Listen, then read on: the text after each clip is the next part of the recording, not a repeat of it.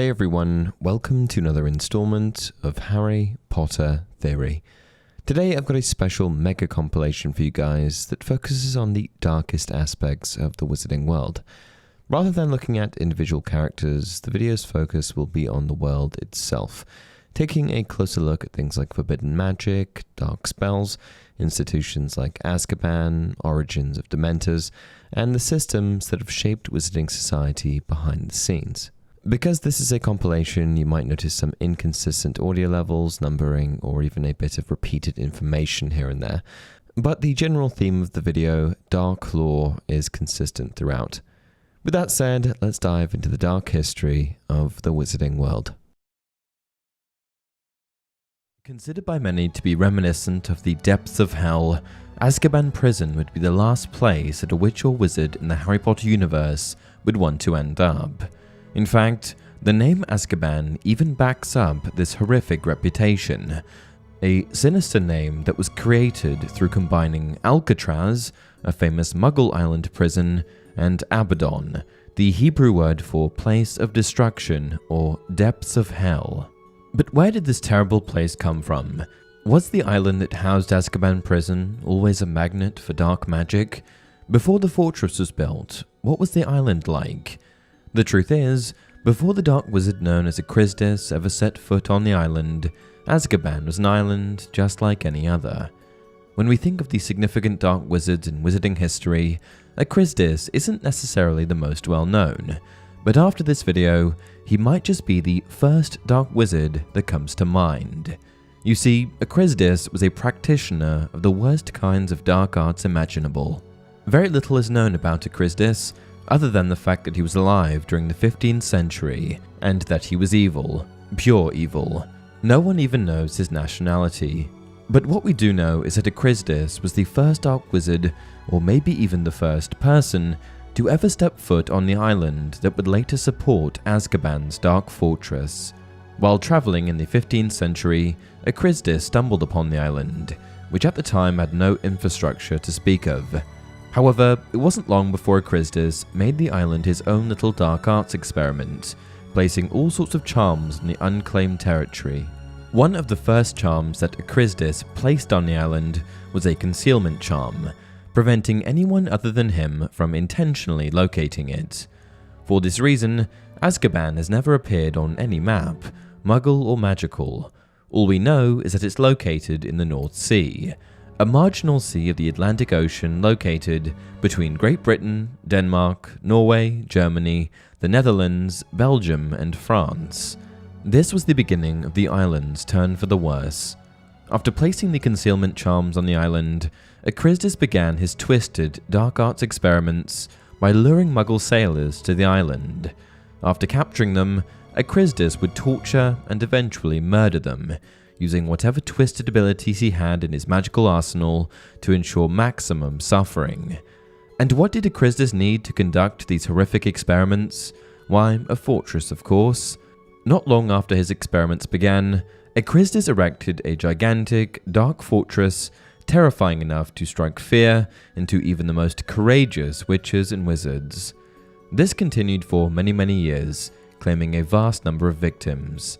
Eventually, after enough torture and murder, Cruciatus had completely lost touch with reality. The dark wizard who was hopping mad before landing on the island had reached an entirely new level of insanity, the product of constant experimentation with dark magic. It was in his state of complete madness that many suspect Cruciatus created the first ever dementors, the aftermath of all of those tortured sailors. Dementors are among the foulest creatures that walk this earth. They infest the darkest, filthiest places. They glory in decay and despair. They drain peace, hope, and happiness out of the air around them. Even Muggles feel their presence, though they can't see them. Get too near a Dementor, and every good feeling, every happy memory will be sucked out of you. If it can, the Dementor will feed on you long enough to reduce you to something like itself, soulless and evil. You'll be left with nothing but the worst experiences of your life. It wasn't until many years later, when Cruciatus finally died, that the concealment charms on the island faded away, finally revealing the island to others. The giant island, which Cruciatus had enlarged, simply appeared out of nowhere, which prompted the Ministry of Magic at the time to investigate. Those who entered to investigate refused afterwards to talk of what they had found inside, but the least frightening part of it was that the place was infested with dementors. Many in authority thought Azkaban an evil place that was best destroyed. Others were afraid of what might happen to the dementors infesting the building if they deprived them of their home. The creatures were already strong and impossible to kill. Many feared a horrible revenge if they took away a habitat where they appeared to thrive. The very walls of the building seemed steeped in misery and pain, and the dementors were determined to cling to it. Experts who had studied buildings built with and around dark magic contended that Azkaban might wreak its own revenge upon anybody attempting to destroy it. The fortress was therefore left abandoned for many years, a home to continually breeding dementors. As mentioned above, after the initial attempts to survey the island, the decision was made to leave the island alone entirely. This decision was driven mainly out of the fear that anyone attempting to destroy it would be met with the island's revenge. However, shortly after the International Statute of Wizarding Secrecy was introduced in 1689, that all changed. Upon the signature of the International Statute of Secrecy in 1689, wizards went into hiding for good. It was natural, perhaps, that they formed their own small communities within a community. Many small villages and hamlets attracted several magical families, who banded together for mutual support and protection. The Minister for Magic at the time, and the second ever official Minister for Magic, I might add, was Damocles Rowell. Rowell took over from Ulick Gamp and integrated being tough on muggles into his election campaign. However, in later years, Rowell did take things too far, eventually being censored by the International Confederation of Wizards and being forced to step down. Before all of this, though, it occurred to Rowell that the system for imprisoning witches and wizards at that time was no longer going to work, primarily due to concerns surrounding security. You see, before Azkaban became the spot for imprisoning witches and wizards, there were many different locations that someone who broke wizarding law could be locked up. The Ministry of Magic felt that the small wizarding prisons that existed up and down the country in various towns and villages posed a security risk, because attempts by incarcerated witches and wizards to break out often led to undesirable bangs, smells, and light shows. A purpose-built prison, located on some remote Hebridean island, was preferred, and plans had been drawn up when Damocles Rowell became Minister for Magic. The International Statute of Secrecy was introduced in 1689, and Rowell didn't take over until 1718. This meant that for nearly 2 decades prior to Rowell taking over, the wizarding prison issue had been on their radar. However, Rowell didn't agree with the existing plans to create a new, purpose-built prison. Instead, he pushed and pushed to utilize the existing infrastructure at Azkaban. Rowell was an authoritarian who'd risen to power on an anti-Muggle agenda, capitalizing on the anger felt by much of the wizarding community at being forced to go underground. Sadistic by nature, Rowell scrapped the plans for the new prison at once and insisted on using Azkaban. He claimed that the Dementors living there were an advantage. They could be harnessed as guards, saving the Ministry time, trouble, and expense. In spite of opposition from many wizards, among them experts on both Dementors and buildings with Azkaban's kind of dark history, Rowell carried out his plan, and soon a steady trickle of prisoners had been placed there. None ever emerged. If they were not mad and dangerous before being placed in Azkaban, they swiftly became so. Rowell continued in his role for a number of years before being ousted, and was eventually succeeded by the third ever Minister for Magic, Perseus Parkinson, who shared similarly hateful views on Muggles, even going as far as to try and ban witches and wizards from marrying Muggles. Rowell was succeeded by Perseus Parkinson, who was likewise pro-Azkaban. By the time that Eldritch Diggory took over as Minister for Magic, the prison had been operating for 15 years. There had been no breakouts and no breaches of security. The new prison seemed to be working well. It was only when Diggory went to visit that he realized exactly what conditions inside were like. Prisoners were mostly insane, and a graveyard had been established to accommodate those that died of despair.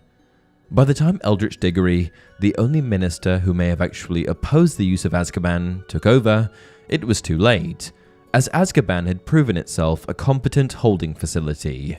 However, he did still question the use of dementors as prison guards, launching a committee to look into things further.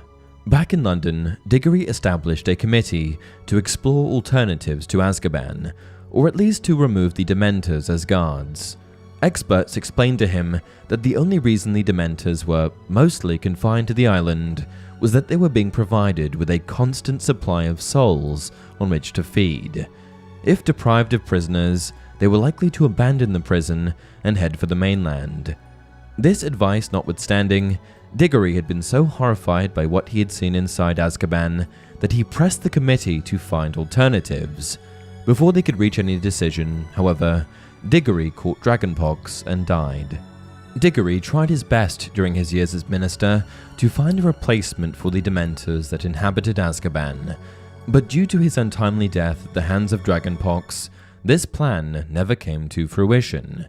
After Diggory, no Minister for Magic questioned the activities of Azkaban for 265 years, with minister after minister choosing to turn a blind eye to the inhumane conditions inside of the fortress. As awful as the fortress was, it was effective as a prison, and its existence meant that the terrifying dementors inhabiting the island were accounted for. It wasn't until Kingsley Shacklebolt took over in 1998 that things were revisited, with Shacklebolt purging the prison of dementors.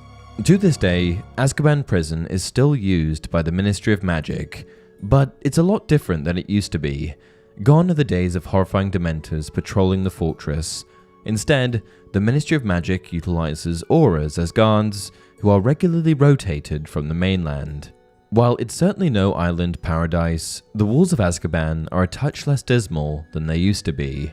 Where before a sentence in Azkaban could rob you of your humanity, the new Azkaban just might offer the right witch or wizard a chance at rehabilitation. Today, we're going to be discussing the history of Voldemort's faithful servants, the Death Eaters. Specifically, we'll be looking at their founder, how they formed, what name they originally operated under, how you can become a Death Eater, why some members weren't purebloods, their role in both Wizarding Wars, and what happened to the Death Eaters after the Second Wizarding War had ended. Let's get into it. Tom Riddle. It all started with a young orphan boy by the name of Tom Riddle, who began attending Hogwarts School in 1938. Though on the outside Riddle appeared to be a normal young man, deep down he had an unimaginable number of demons. Demons that haunted him every single day of his life. Why? Well, Tom didn't exactly have a normal childhood. He was abandoned by his witch mother, Merope Gaunt, at the steps of Wall's Orphanage right at the time of his birth. Merope was a pureblood witch and the daughter of Marvolo Gaunt, an evil wizard and descendant of Salazar Slytherin. Merope grew up in a small town called Little Hangleton, and in her later years developed an obsession with a muggle that lived nearby, Tom Riddle Sr., a handsome and wealthy muggle. At one point in time, both Merope's brother and father were banished to Azkaban, which meant that she was in their little shack in Little Hangleton by herself. Alone for months on end with nothing but time to let thoughts fester, this only fueled Merope to take action on her obsession with this local muggle man.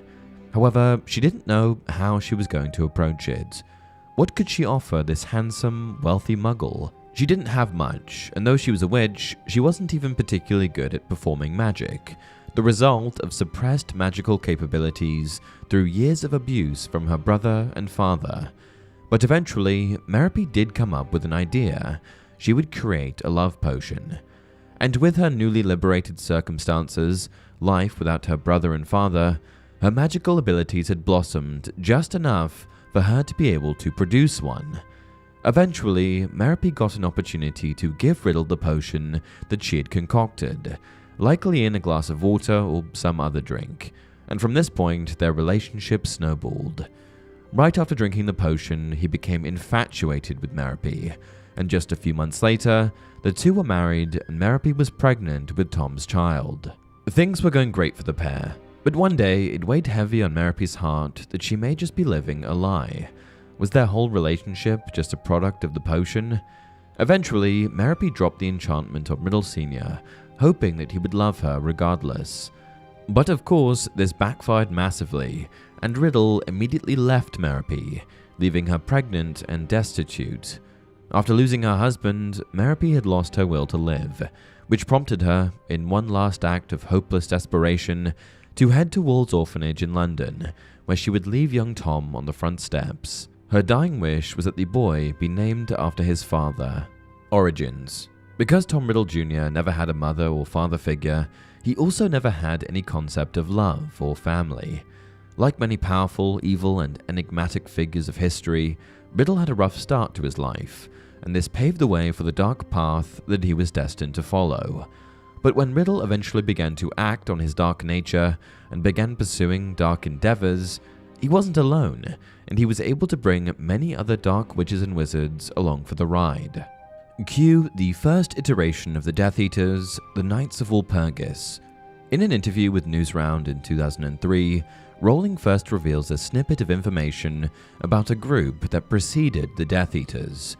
Here is the history of the Death Eaters, and I don't know that I'll ever actually need it, but at some point, they were called something different. They were called the Knights of Walpurgis.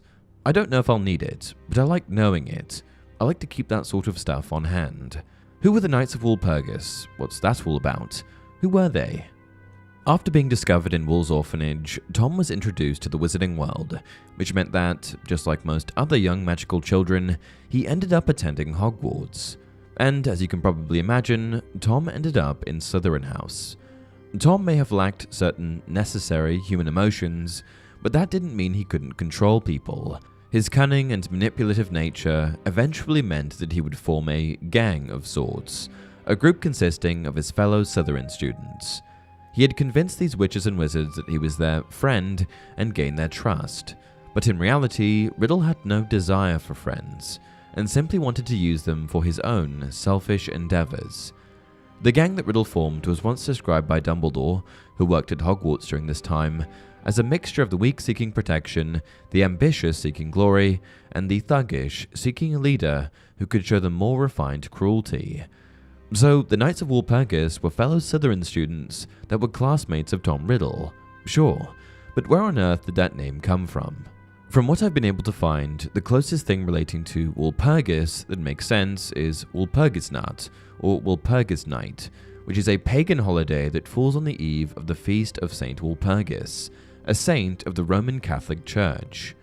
Walpurgisnight was when, according to the belief of millions of people, the devil was abroad, when the graves were opened and the dead came forth and walked, when all evil things of earth and air and water held revel.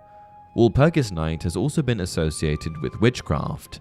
In German folklore, for example, Walpurgisnight gathers witches from all over the land together for a great Sabbath on top of the Brocken, also known as the Blocksberg, the highest peak of the Harz mountain range. But if we fast forward to the year 1970, 32 years after Tom Riddle had started attending Hogwarts and the beginning of Voldemort's rise to power, these Knights of Walpurgis were known by a different name, Death Eaters. As far as dark witches and wizards went, the Death Eaters were the worst. Their group was comprised of evil witches and wizards that were all hell-bent on pursuing their dark ambitions. They were the followers of Lord Voldemort, and they obeyed his every bidding in an effort to cleanse the wizarding world, the ultimate goal being to restore pureblood authority. They were pureblood radical supremacists, ever bloodthirsty and always more than eager to resort to the darkest of deeds if it meant achieving their goal of blood purity. Recruitment. Some of Voldemort's Death Eaters had been with him since the beginning, fellow classmates and members of his original gang. I suppose another portion of the Death Eaters came from the family lineage of the original members. But how did Voldemort recruit the rest of his followers? By the year 1970, Voldemort controlled an army. Who gets to officially decide who becomes a Death Eater? Do they just let in anyone that's in alignment with their cause? Is it purely up to Voldemort to decide on new Death Eaters? Or can existing Death Eaters invite new witches wizards to join their group?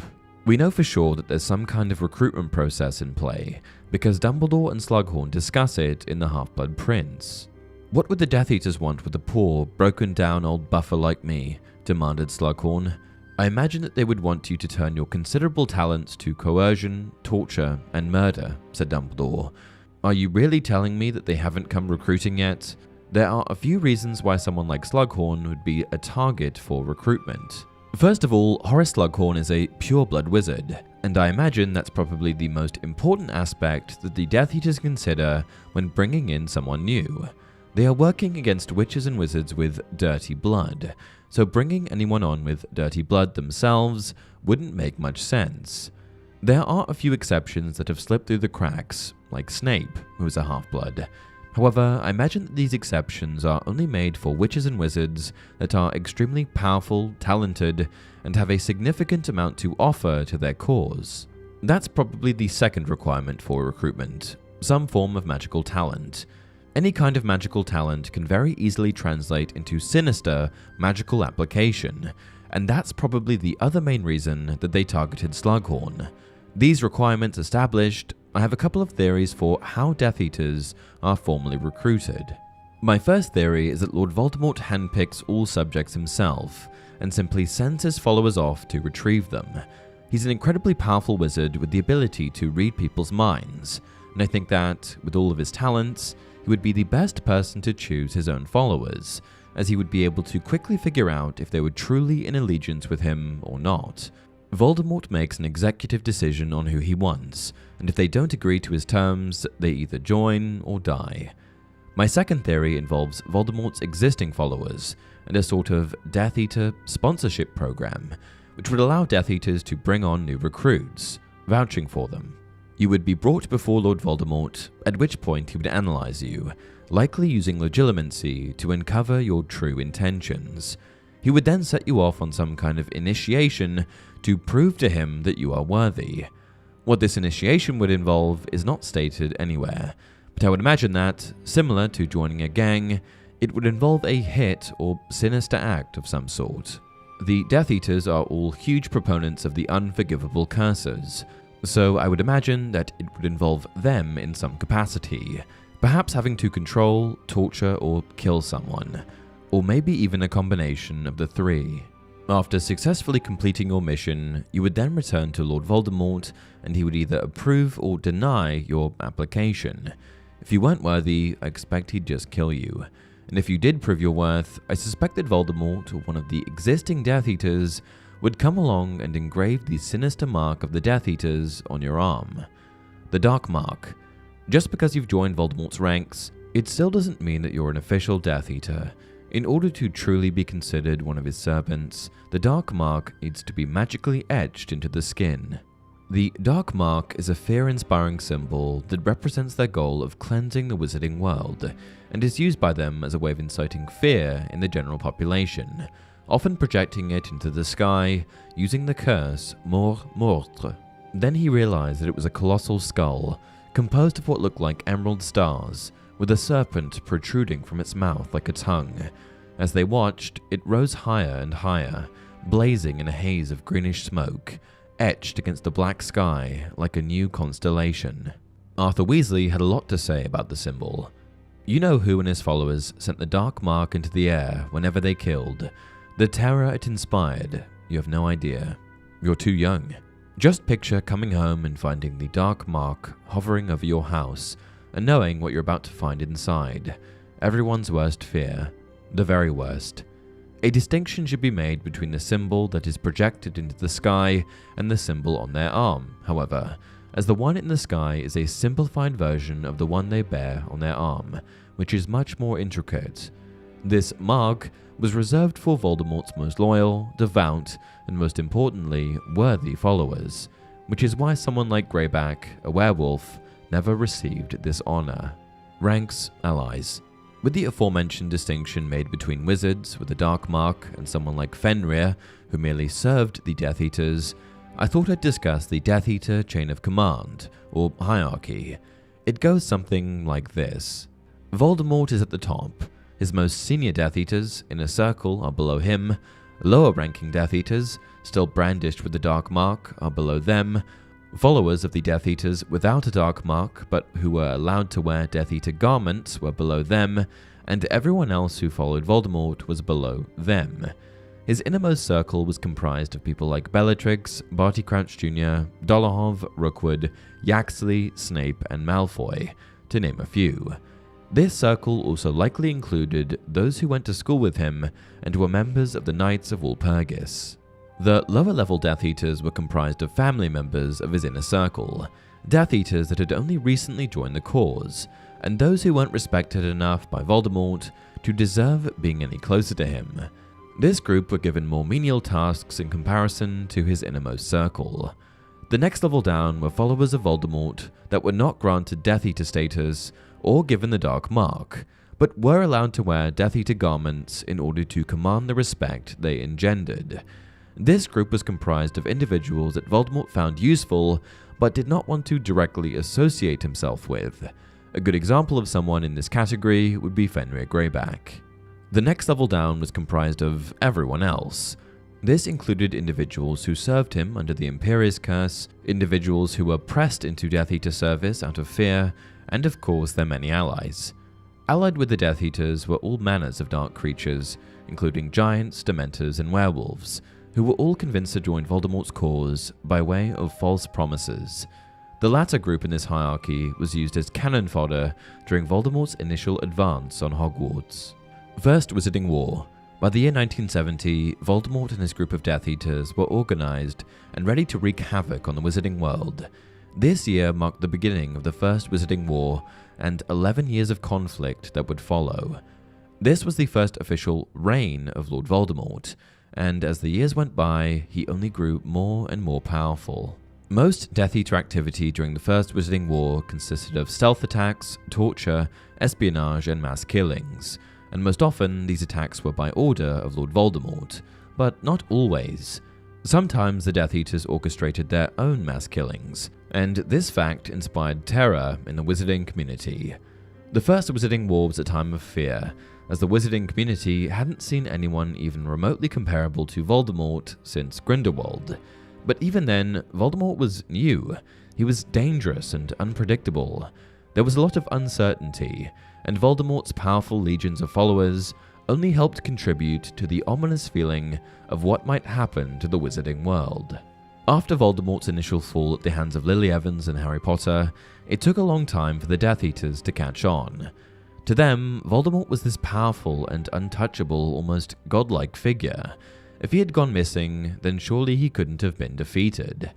Some continued to commit atrocities in Voldemort's name, trying to figure out information about his whereabouts. Such was the case with Bellatrix, Rodolphus, and Rabastan Lestrange, and Barty Crouch Jr., who tortured the Longbottoms to insanity, trying to get information from them. Others, namely the Lower Downs, fell into chaos. Without Voldemort's direction or comfort brought from being tied to his regime, the remaining Death Eaters were left with few options. And this is when the Ministry of Magic, along with the Order of the Phoenix, decided to take action. With the temporary legalization of the unforgivable curses, the good guys went after the remaining scattered Death Eaters and began to take them out one by one. Many were killed, many were immediately imprisoned, and a few of them went to trial. Some were even able to elude justice by claiming that they had merely been serving Voldemort due to the Imperius Curse. But one thing was for sure, this marked the end of the Death Eaters, at least for a little while. Second Wizarding War. 13 years after Voldemort's initial downfall and the defeat of the Death Eaters, the ominous dark curse Mort Mortre was cast into the sky at the Quidditch World Cup, signaling the return of Voldemort's followers. For many, this was a tough pill to swallow, as it likely meant that Voldemort too had returned, though this was not confirmed for a few more years.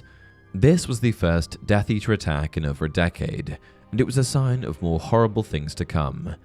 After getting his body back, Voldemort summons the remaining Death Eaters to the Little Hangleton graveyard, where he makes an announcement.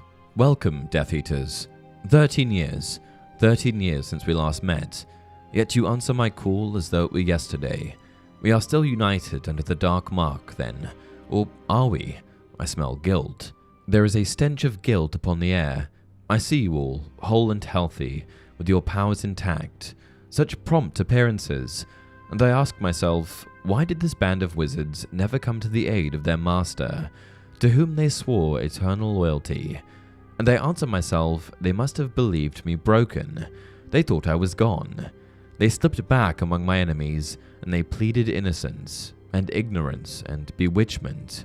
The motivation for Voldemort's monologue was disloyalty, as many of his followers disappeared into the shadows after his disappearance, making no effort to find their master. However, this was not the case for all of his followers, as people like Bellatrix and Barty Crouch Jr. remained loyal to the bitter end, searching for him for many years.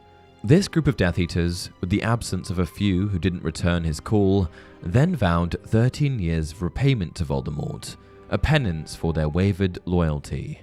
And it was this same group of Death Eaters that caused all sorts of mayhem in the lead up to and during the Second Wizarding War. Between the Battle of the Department of Mysteries, the Battle of the Astronomy Tower, the Battle of the Seven Potters, the fall of the Ministry of Magic, and the skirmish at Malfoy Manor, the Second Wizarding War resulted in copious casualties on both sides. But it wasn't until the Battle of Hogwarts and the defeat of Lord Voldemort at the hands of Harry that the Death Eaters met their ultimate end.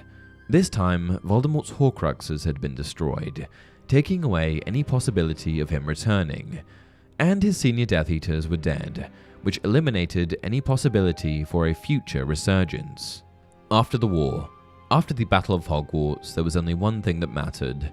Lord Voldemort was dead, and with his end, the wizarding world was finally free from the terror that shook it to its core for the past few decades. But even though Voldemort was gone and the Death Eaters had dissolved, not all of the Dark Wizards who took part in the Battle of Hogwarts were dead. What happened to them? Conventional wisdom would point to Azkaban.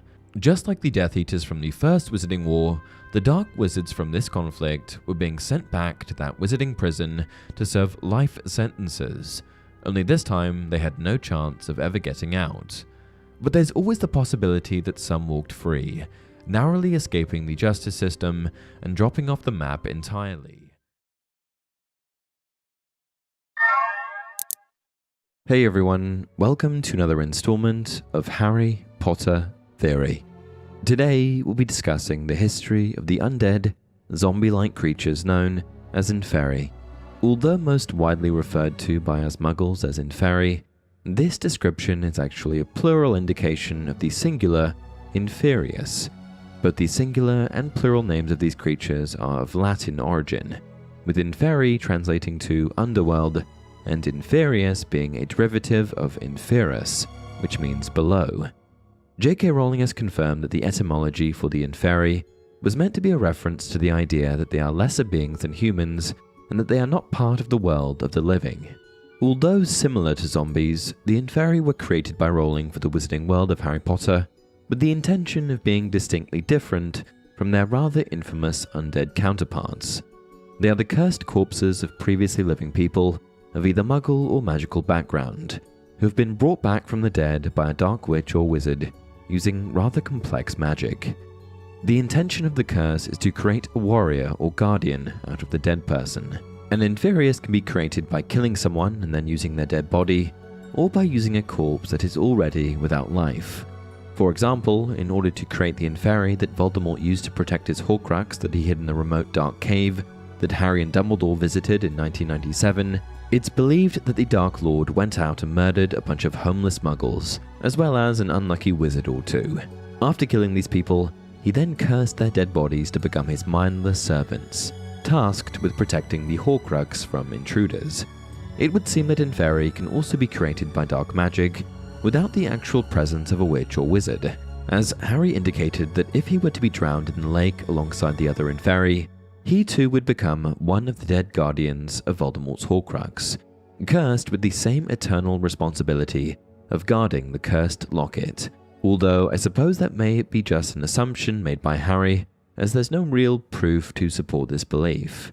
Which brings me to the fact that the dark magic used to create the Inferi is said to preserve these beings for all of eternity, unless they come up against fire, as a flame is the only force known to be able to destroy an Inferius. This is due to the fact that dark magic and the complicated curse used to create Inferi has yet to discover a way to keep the corpses from burning. This same dark magic is also able to curse each Inferius with specific, let's call them instructions. For example, they could be bewitched to guard a particular person or valuable item, as Voldemort used them to protect his Horcrux with the following stipulations. An Inferi-infested lake separated the entrance of the cave from the Horcrux. Any attempt to use a summoning charm to get the Horcrux would cause one or more Inferi to leap out of the water to block the spell's effect. If the water is disturbed, the Inferi would emerge and attempt to drag the intruder into the water to drown. In terms of their appearance, Inferi's similarities with zombies are arguably the strongest. In most cases, they are very clearly undead corpses in varying states of decay. In addition to the obvious decomposition of their bodies, an Inferius's cloudy white eyes are one of its most discernible features that separate it from the living. That said, each Inferius looks different from one another, as they not only resemble the human who they once were, but their body's state of decay will reflect the time in which they were cursed to become Inferi. If they had been newly killed, for instance, they won't look as grisly as someone who had been dug up from a grave and dead for 100 years. No matter what state of rot they were in before being cursed, however, they do all look rather dead in appearance, as perceived by Harry when he sees them up close after they emerge from the lake in the cave housing Voldemort's Horcrux. But though gashes appeared in their sodden rags and their icy skin, they had no blood to spill. They walked on, unfeeling, their shrunken hands outstretched toward him, and as he backed away still farther, he felt arms enclose him from behind. Thin, fleshless arms, cold as death. But where did these unearthly beings come from?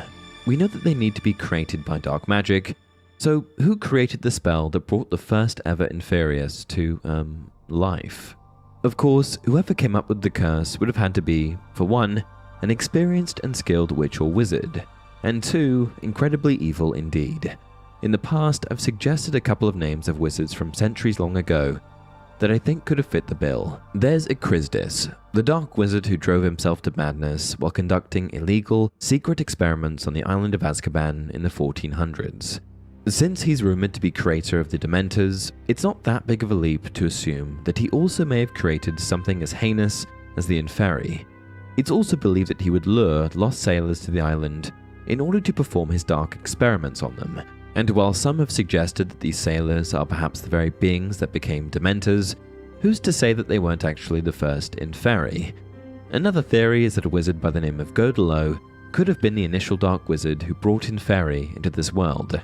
As one of the first to own the powerful Elder Wand, he was said to have conducted incredibly dangerous and dark magic while he possessed it. But while we may not know for certain who created the Inferi curse, we do know that these undead beings have popped up through the wizarding world's history over the past few hundred years. In the late 1800s, a school-aged wizard by the name of Sebastian Sallow is said to have come into possession of a relic that had the power to summon Inferi. And then again in 1899, before the turn of the century, the infamous dark wizard, Gellert Grindelwald, spoke of creating an army of Inferi to support his cause of the greater good.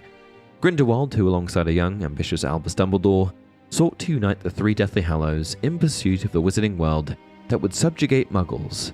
Grindelwald's belief that he required the Resurrection Stone, the Deathly Hallow that could bring the dead back to the world of the living, complicates the idea that Inferi are created by a complex spell.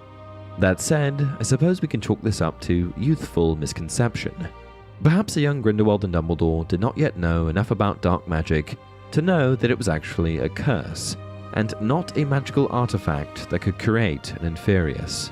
Then of course there's the horde of Inferi that Voldemort created to protect the Horcrux he made out of Salazar Slytherin's locket. The first known contact with this particular army of Inferi was back in 1979, when Sirius Black's younger brother Regulus discovered where the Horcrux was and went in search of it in order to destroy it. Tragically, after consuming the cursed drink of despair in order to reach the Horcrux, he became unbearably thirsty and drank from the lake, disturbing its surface and activating the Inferi from the depths below. It's assumed that Regulus was killed by one or more Inferius, dragged down into the lake and drowned. Whether or not he now lies dead upon the bottom of the lake, or has joined Voldemort's cursed warriors, remains a mystery to this day. Then again, in 1997, Dumbledore and Harry went to the cave in search of the same Horcrux, not knowing that Regulus's house elf creature had actually been successful in removing it from the cave. As Regulus had before him, Dumbledore drank the potion and became insatiably thirsty, and Harry disturbed the lake in order to get him some water. Unlike Regulus, however, Dumbledore and Harry managed to escape the wrath of Inferi and made it out of the cave alive after Dumbledore managed to use fire magic to ward them off. That same year, it was reported by the Daily Prophet that Mundungus Fletcher was arrested and sent to Azkaban for impersonating an Inferius while committing a burglary. In more recent years, there have been rumors that the Haitian national Quidditch team used Inferi to intimidate other teams that they were competing against. This is said to be proven true during the opening ceremony of the 2014 Quidditch World Cup when a horde of Inferi attacked the crowds. That said, I'm certainly not suggesting that this should be taken as canon. Today, we're going to be discussing the enigmatic gate of death that is the Veil. Now, if one were to venture through the corridors of the Ministry of Magic for long enough, they'd likely, eventually, find themselves standing before the enigmatic Veil, a haunting manifestation nestled within the death chamber of the Department of Mysteries. And when faced with such an enigmatic wizarding structure, it's hard not to ask questions. What is the Veil? Who created it? And how does the Veil connect to the wizarding world's understanding of life, death, and the beyond? Join me as we apparate through time and space, diving deep into the mysteries of the Veil and shedding light on its presence within wizarding history. What is it? You may remember the heart-stopping moment when, in Harry Potter and the Order of the Phoenix, we stepped into the Department of Mysteries, a tangled labyrinth of enchantment and hush-hush operations tucked within the heart of the Ministry of Magic. And who could forget the unspeakables, highly dedicated and secretive witches and wizards that dedicated their lives to working in the department. But perhaps the most chilling revelation to come from our introduction to this department is the Veil. This ancient relic, time-worn and filled with whispered secrets, resides in an ebon-drenched chamber known as the Death Chamber. This stone dais, draped with a crumbling, ripped and strangely memorizing black veil, was like nothing we'd seen before in our journey through the wizarding world. The massive ancient stone archway, which stands in the center of the Death Chamber, acts as a sort of portal between the lands of the living and the dead. It is believed that those who step through the veil, or fall through, become trapped in the world of death. Those who stand close enough and have belief in the afterlife are also able to hear faint whisperings that appear to come from the other side. Some characters in the series, like Harry and Luna, found themselves able to hear the beckoning from the other side of this draped enigma. On the other hand, characters less touched by death or perhaps shielded from it, like Hermione and Ginny, heard nothing but silence. For these reasons, many believe the veil to be a glimmering threshold guiding departed souls into the next realm, a gateway between the realms of the living and the dead that was created by ancient witchcraft. At least that's one theory. Another theory posits that the veil was created by the Department of Mysteries as a means to study death and the other side more closely. After all, the Ministry is no stranger to tampering with forces beyond their comprehension, as we've seen with the Time Turners and Dangerous Prophecies. Fortunately, J.K. Rowling herself has weighed in on the enigma of the veil, confirming its prevalence as the divide between life and death during a July 2007 interview with Bloomsbury. While she didn't go into detail about the veil's origins, it's clear that the veil holds great significance in the world of Harry Potter, embodying a powerful connection between the realms of the living and the deceased. Expanding on this further, there's actually a phrase in the English language, beyond the veil, that refers to the mysterious state beyond death. The phrase in turn originates from a Hebrew phrase describing the location of the tabernacle in a Jewish temple. History. The Ministry of Magic is the primary form of government in the magical world, at least in the UK, and was founded in 1707 along with the appointment of the very first Minister for Magic, Ulick Gamp. Like a Muggle government, the Ministry's responsibilities are vast, as they are the primary body that attempts to sustain law and order in the magical world. And like any system of government, in an effort to cover as much ground as possible, the primary governmental body is systematically divided to focus on different sectors of the wizarding world. These sectors, or departments, cover the more common areas like the Department of Magical Law Enforcement and the Department of Magical Transportation, but there are also other departments reserved for less obvious pursuits. This brings us to level 9 and the enigmatic Department of Mysteries. The Department of Mysteries is responsible for studying the mysteries of the wizarding world, mysteries associated with love, space, thought, time, death, and other things. Basically anything that is unknown. The divisions of this department are broken up by area of study and includes the following: the Brain Room, the Hall of Prophecy, the Death Chamber, the Love Chamber, the Space Chamber, and the Time Room. These rooms are accessed via the Room of Doors, a large circular room where everything is black. But well above anything else, the most mysterious thing about the Department of Mysteries is that it actually preceded the existence of the Ministry itself. The Ministry was established in 1707, and the Department of Mysteries had activity as early as 1672, at least activity that's documented. Given that the Veil is located inside of the Department of Mysteries, I'd be willing to bet that the ancient archway also far preceded the existence of the Ministry.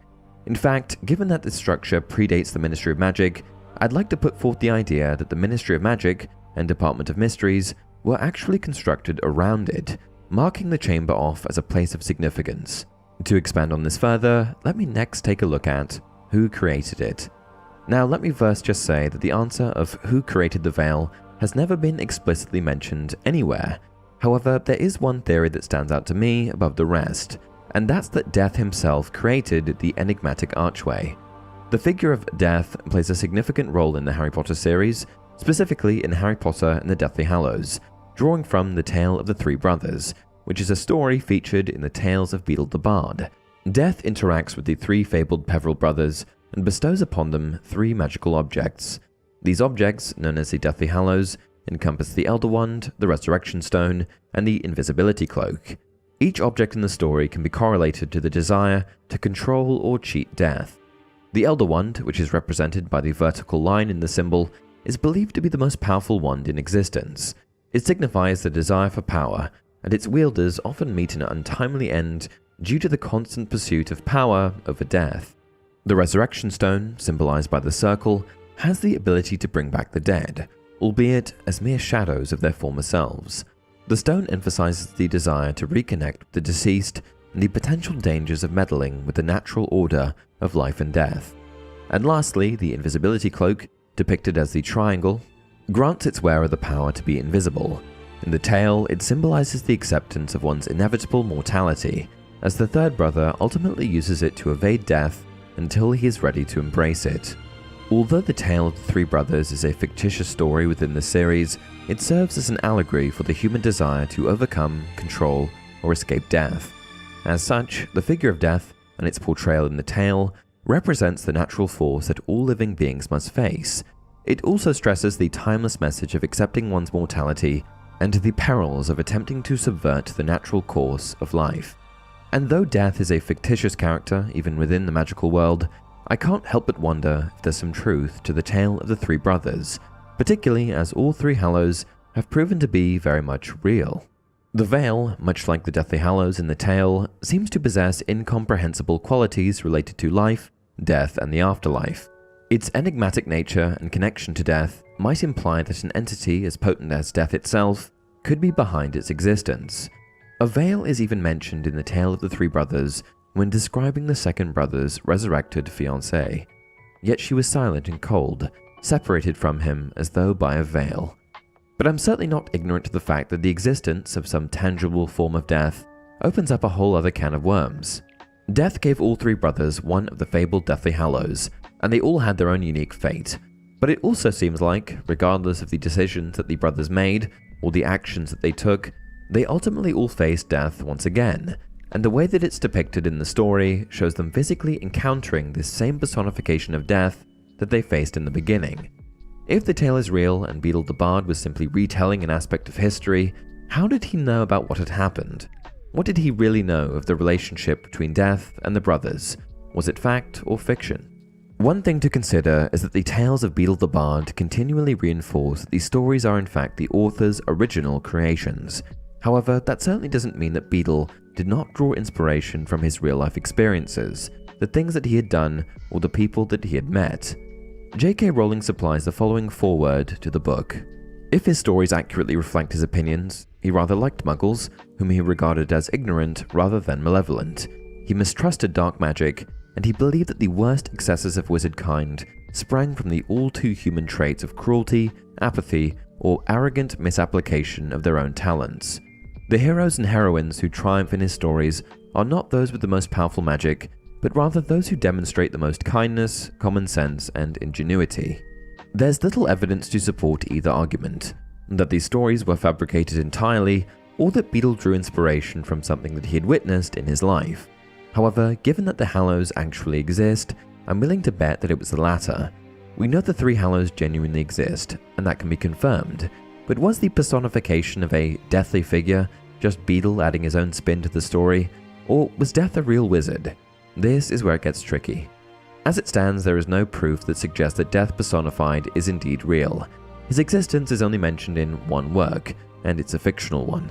To say that Death exists because of this one book for children is a stretch, particularly as the existence of the Hallows is the only real argument one could make for his existence, and there could be many ways that the Hallows themselves were created.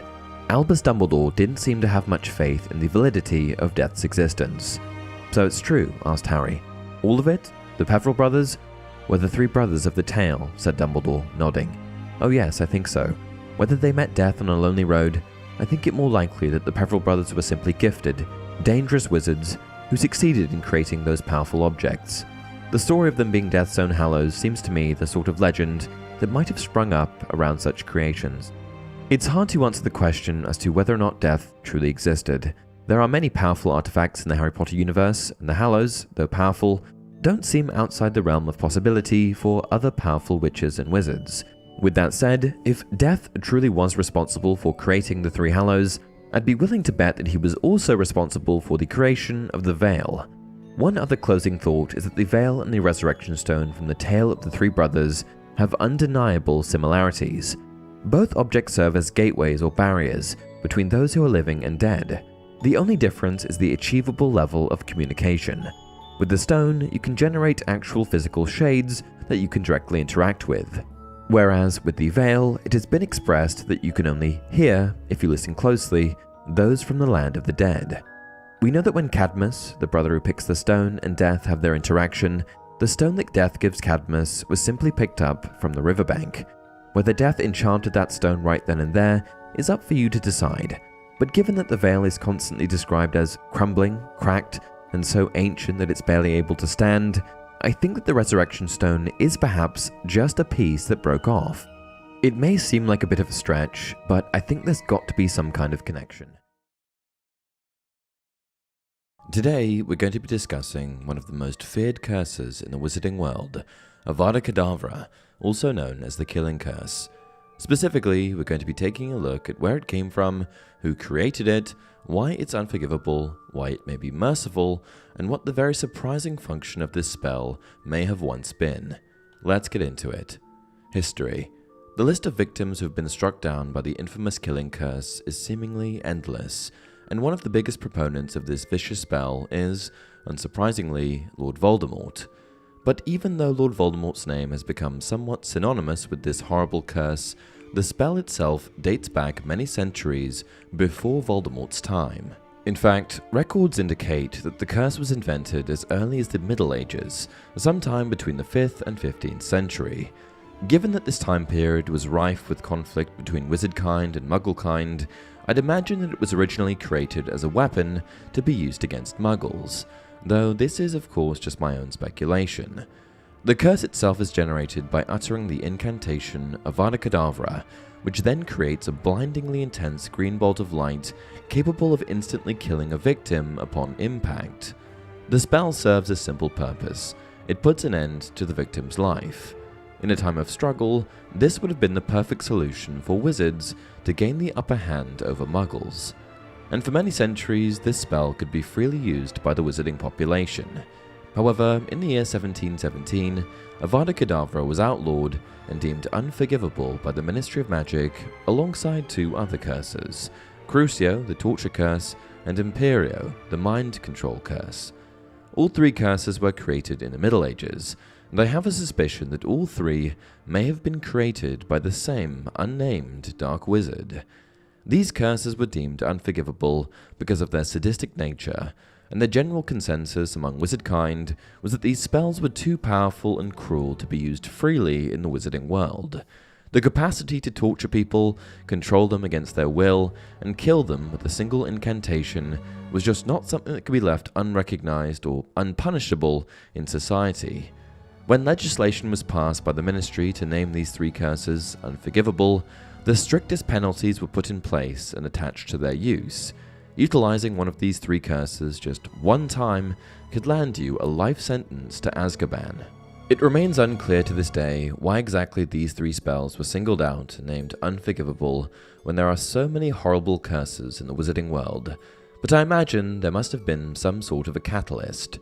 Ulick Gamp was the Minister for Magic at the time the spells were outlawed, with just 1 year left in his term. I like to think that something may have happened involving these spells that threatened his position. I can only imagine the chaos that something like the Imperius Curse would cause in a government structure like the Ministry of Magic, and so I can hardly blame Gamp for outlawing these curses. Alternatively, perhaps it was just a politically driven decision in order to secure the popular vote. Avada Kedavra remains an unforgivable curse to this day, but it certainly hasn't stopped dark wizards across the globe from utilizing it in all of their dark deeds. Before we move on from the early history of the curse, however, I want to enlighten you with a theory about how Avada Kedavra may have been created, and for what purpose.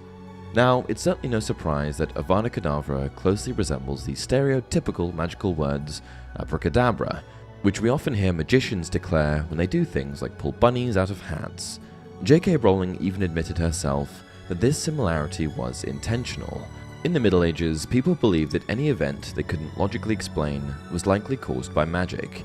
This led to much of the population of medieval Europe deeply fearing having an enchantment cast on them.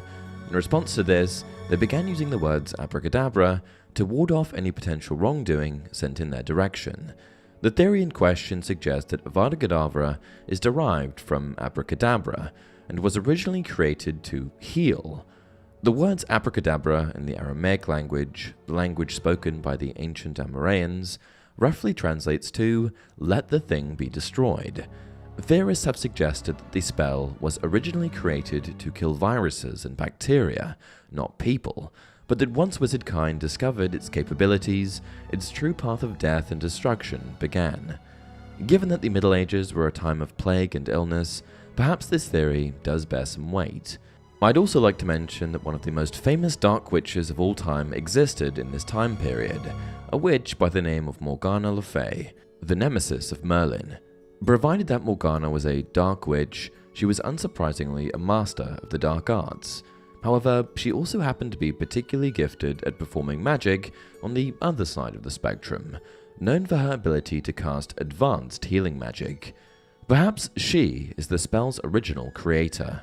Why is it unforgivable? The differences between the three established curses deemed unforgivable and all of the other horrific curses in the wizarding world is a line that's been left entirely unclear. With spells out there like transmography and torture, which is perfectly alright to use by the way, it's hard to imagine why these three curses would be singled out. However, my theory is this. The three unforgivable curses have one thing in common: no counter-curse. Even the darkest of spells like Sectum Sempra have a counter-curse, but in the case of Avada Kedavra, Crucio, and Imperio, there's not much you can do if they're cast at you. There probably are other dark spells that you can't deflect, but I think it's the combination of their sinister nature, propensity to do damage, and unavoidability that make them truly unforgivable. How it kills you. Given that Avada Kedavra leaves almost no trace of being used on its victims, we're somewhat left in the dark with regards to how it kills you. There are two predominant theories on this topic.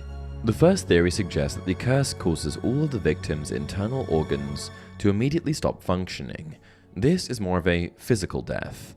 And the second theory claims that the soul of the victim is magically ripped from their body, more of an ethereal death. As it happens, I've actually made a full-length video discussing this topic, which provides evidence for both sides of the argument. As I've already covered it, I'll leave you with these two options, and if you want to learn more, then head over to my video, How Avada Kedavra Kills You. Is it merciful? In Harry Potter, there are plenty of spells and curses that have the potential to kill someone. Bombarda Maxima, Fiendfire, Sectum Sempra, Confringo, all of these bear the capacity to kill a target, and more. So what makes Avada Kedavra different? Because there's no confirmed explanation as to how Avada Kedavra actually kills you, this is a bit hard to answer, but what I want to hone in on is the fact that it kills you instantly. The counterpart to this type of death in the Muggle world would be lethal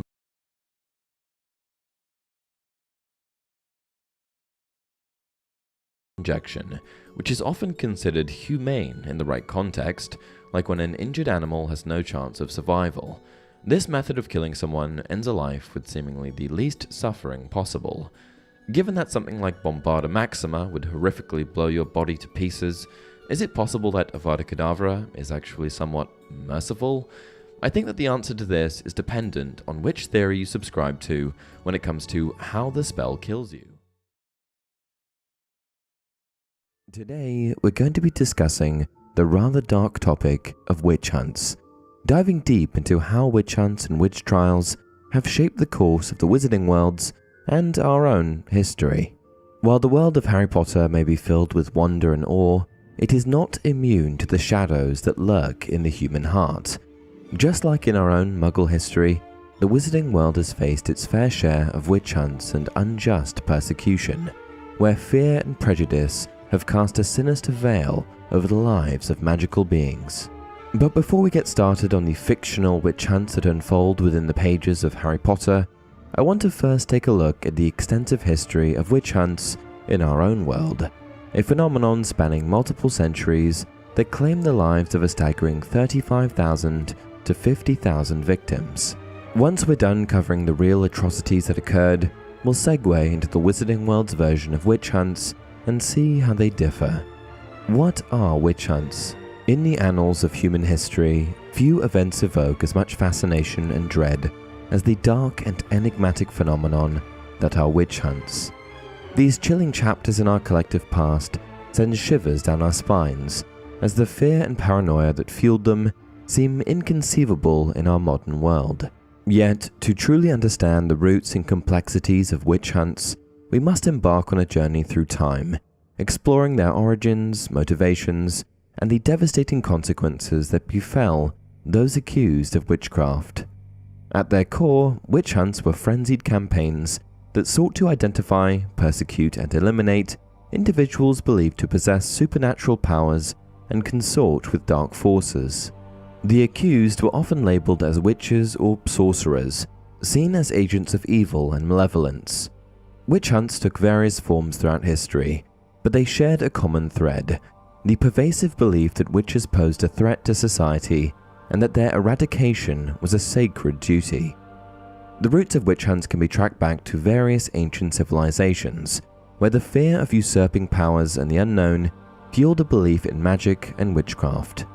In societies such as ancient Egypt, Mesopotamia, and Greece, practices such as divination, potions, and spells were prevalent, forming the bedrock of magical traditions. But while these ancient civilizations held a nuanced view of magic, with practitioners often revered as wise individuals, the seeds of suspicion and fear did eventually begin to take root. The Classical period, Europe and beyond. One of the most infamous chapters in the history of witch hunts unfolded during the period known as Early Modern Europe, aka the post-medieval period, which is between the late 15th century to the late 18th century. At this time in Europe, witch hunts reached a fever pitch as societal anxieties, religious fervor, misogyny, and power dynamics collided to create a perfect storm of hysteria and persecution. Superstitious beliefs blended with Christian teachings and fears of supernatural forces, setting the stage for a relentless pursuit of those believed to be witches. The persecutions were fueled by various cultural, political, and religious factors. The Reformation, with its fragmentation of the Catholic Church and rise of Protestantism, led to increased religious tensions and divisions. Different Christian denominations vied for power and influence, and accusations of witchcraft became a means to discredit and eliminate rivals. Moreover, the patriarchal societal structure of the time exacerbated the persecution of women. Women accused of being witches were often marginalized, impoverished, or independent, challenging the prevailing gender norms and threatening the established power dynamics. Women who did not conform to the expectations of their communities were more vulnerable to accusations, as their perceived independence or unconventional behavior was seen as evidence of their connection to dark powers. The methods employed during witch hunts were cruel and horrific. Accused individuals were subjected to torture, confessions were often coerced, and trials were far from fair. Common proofs of witchcraft included physical marks, such as birthmarks or moles, believed to be witches' marks, supernatural abilities like the ability to float or shapeshift, and even the testimony of other accused witches obtained under torture. Salem witch trials. But witch trials certainly weren't exclusive to Europe. In the Americas, the infamous Salem witch trials unfolded in colonial Massachusetts, leaving an indelible mark on American history. Before I dive into the Salem witch trials too much, I'd like to point out that the real Salem witch trials do differ a little bit from the Salem witch trials depicted in Wizarding World lore. For now, we're going to be looking at the real events, and I'll jump into the Harry Potter version of things later in the video. I digress. No discussion of witch hunts is complete without delving into the dark legacy of the Salem witch trials, which unfolded in colonial America during the late 17th century. This tumultuous period saw a fervent puritanical society consumed by fear, as accusations of witchcraft ran rampant. The trials resulted in the tragic deaths of 20 innocent people, highlighting the devastating consequences of unchecked hysteria and fanaticism. The Salem witch trials took place in the town of Salem, Massachusetts, between 1692 and 1693. The trials were triggered by a series of mysterious and unexplained seizures, fits, and strange behavior exhibited by several young girls in the community. These girls, including Betty Paris and Abigail Williams, claimed to have been possessed by witches, accusing others in the community of possessing supernatural powers and consorting with the devil. The trials were marked by lack of due process and fairness. The accused were subjected to harsh interrogations, often leading to coerced confessions. Those who did not confess were often subjected to brutal forms of punishment, such as the infamous pressing method, where stones were placed on the accused body until they either confessed or died under the weight. The accused were presumed guilty until proven innocent, and the burden of proof rested on the accused, further stacking the odds against them. The hysteria and fear that permeated the trials can be attributed to multiple factors. The rigid and austere religious atmosphere of Puritan New England created an environment where any deviation from societal norms was seen as a threat. The residents of Salem believed in a spiritual realm filled with malevolent forces, and the fear of Satan's influence lay heavy on their shoulders. The economic and social tensions of the time also played a role, as the town of Salem was undergoing rapid changes that bred unease and instability. One notable aspect of the Salem witch trials was the prominence of female accusers and accused. The majority of those accused were women who did not conform to the strict expectations of their Puritan community, whether through their behavior, reputation, or unconventional ideas. This gendered aspect of the trials reflects the power dynamics and societal misogyny of the time, where women who did not conform to the accepted norms were seen as threats to the established order.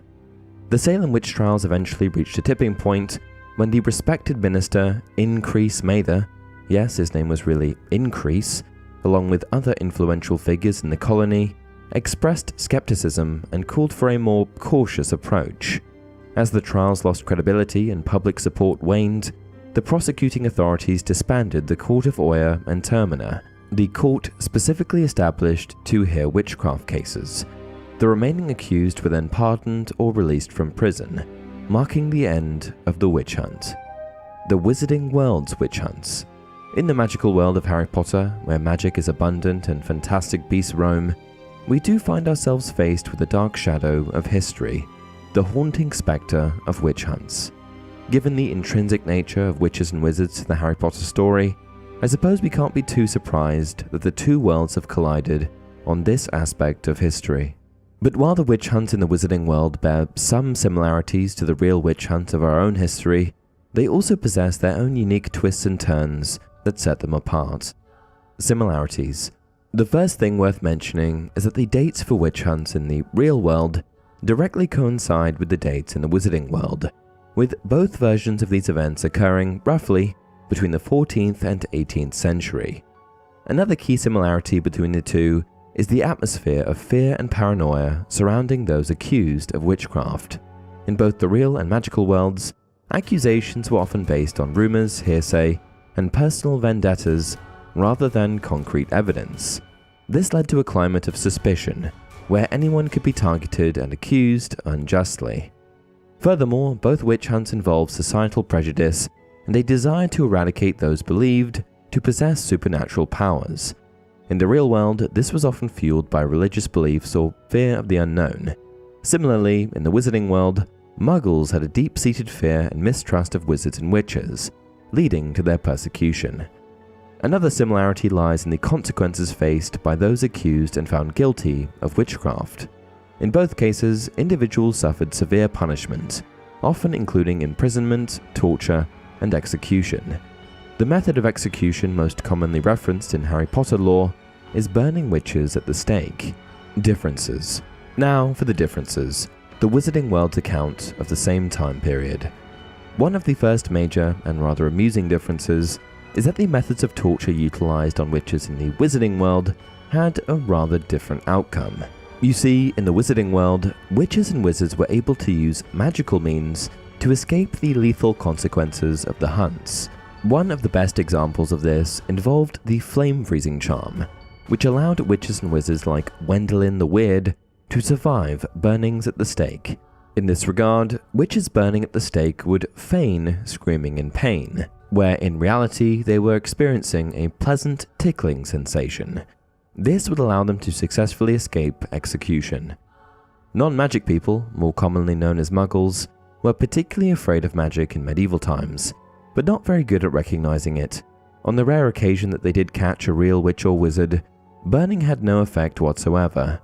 The witch or wizard would perform a basic flame-breathing charm and then pretend to shriek with pain while enjoying a gentle, tickling sensation. Indeed, Wendelin the Weird enjoyed being burned so much that she allowed herself to be caught no less than 47 times in various disguises. One of the next major differences was the response of the wizarding population to said witch hunts. In the real world, as the intensity of the witch hunts increased, hunted witches and wizards had no alternative but to live in constant fear and hide their true identities. That was all they could really do. Witches in the wizarding world, on the other hand, were able to start living double lives, using concealment charms to protect themselves. This enabled them to establish their own hidden communities within Muggle villages, ensuring their safety and preserving their magical existence. This is referenced in Dumbledore's notes in his copy of Beedle the Bard's Wizard and the Hopping Pot. As the witch hunts grew ever fiercer, wizarding families began to live double lives, using charms of concealment to protect themselves and their families. By the 17th century, any witch or wizard who chose to fraternize with Muggles became suspect, even an outcast in his or her own community. The International Statute of Secrecy. By the 17th century, wizard-Muggle relations were in dire straits. The persecution of witches and wizards had been on the rise throughout Europe since the early 15th century, which caused many in the wizarding community to feel a deep sense of fear and danger. And it was wizarding families who were particularly vulnerable during this dark period, as their children, who had not yet learned to control their burgeoning magic, would inadvertently draw the attention of Muggle witch hunters. As such, the widespread persecution of young wizarding children was a grim reality in this era. Muggles continuously pressured witches and wizards to perform magic for their own ends, attempting to wield their powers for Muggle purposes and even demanding that they teach them magic. The number of witch burnings steadily increased, with even some Muggles being mistakenly accused and unjustly burned. In Great Britain, the newly formed Ministry of Magic desperately attempted to establish communication with the Muggle British monarchy, who at the time was under the joint rule of William III and Mary II. The Ministry's special delegation pleaded for the protection of wizards under Muggle law, seeking official recognition for their magical brethren. However, the heartfelt appeals of the British Ministry fell on deaf ears. The lack of response from the British monarchy seemed to be the final straw that led wizardkind to choose a different path, a path shrouded in secrecy, hidden from Muggles and their ever-increasing hostility. Left with no choice but the adoption of secrecy, wizardkind was forced to withdraw from the world of Muggles, retreating into their own magical realm. This in turn led to the enactment of the International Statute of Wizarding Secrecy, a protective measure that has enabled wizarding society to remain in relative peace for centuries. The law was put in place by the International Confederation of Wizards, a wizarding intergovernmental organization that's roughly equivalent to the United Nations in the Muggle world. This law, first signed in 1689 and officially ratified in 1692, was created to conceal the existence of witches and wizards from the Muggle population. It was designed to safeguard the magical world through the implementation of strict secrecy measures, preventing Muggles from discovering the existence of the wizarding community and their magical abilities. The statute required all witches, wizards, and magical creatures of near-human intelligence to comply with the laws set forth by their respective governing bodies, such as the Ministry of Magic in Britain or Magical Congress of the United States of America. Each wizarding governing body will be responsible for the concealment, care, and control of all magical beasts, beings, and spirits dwelling within its territory's borders. Should any creature cause harm to or draw the notice of the Muggle community, that nation's wizarding governing body will be subject to discipline by the International Confederation of Wizards. When mingling with Muggles, wizards and witches will adopt an entirely Muggle standard of dress, which will conform as closely as possible to the fashion of the day. Clothing must be appropriate to the climate, the geographical region, and the occasion. Nothing self-altering or adjusting is to be worn in front of Muggles. The introduction of the statute ushered in an era of secrecy and separation between the wizarding and Muggle worlds. But while it offered protection to witches and wizards, it also posed challenges and restrictions on their interactions with Muggles. It's also worth noting that, despite establishing some semblance of peace, not every witch and wizard was entirely satisfied with this solution. Opposition. As with any major law being passed in a society, the International Statute of Secrecy was met with some degree of opposition. One of the loudest voices belonged to a family we should all already be quite familiar with, the Malfoys. At the time, the Malfoys were one of the wealthiest and most influential families in the magical community, and despite their professed belief in pure blood values and wizarding superiority, the Malfoys had a surprising history of associations with Muggle circles of wealth and status, such as royalty and aristocracy. As you probably could have guessed, the Malfoys' love for Muggle treasures and status overshadowed their care for the greater magical community's well-being. As the law required all magical folk to withdraw from Muggle society, it directly jeopardized the Malfoys' place in the high-born Muggle circles they so enjoyed. As such, they initially fervently opposed the enactment of the statute. However, once the statute was ratified in 1692, the Malfoys abruptly changed their tune. They cut off all ties with Muggle families and transformed into vocal supporters of the very law they had opposed. However, there were other arguments against the enactment of the statute that weren't nearly as selfish. Many argued that by separating the two worlds, witches and wizards denied themselves the opportunity to positively influence and shape Muggle attitudes towards magic. It was the opinion of many that perpetuating a divide between the magical and non-magical worlds would in turn foster ignorance and suspicion. Others advocated for open dialogue between witches, wizards, and Muggles, emphasizing the importance of trust, education, and understanding. These individuals believed that unifying the magical and non-magical communities would lead to more harmonious coexistence, eradicating fear and promoting acceptance. But I must say that perspective does feel like a bit of a pipe dream, at least when applied to that period in history. Furthermore, throughout history, there have been instances of witches and wizards who questioned the oppressive nature of the International Statute of Secrecy.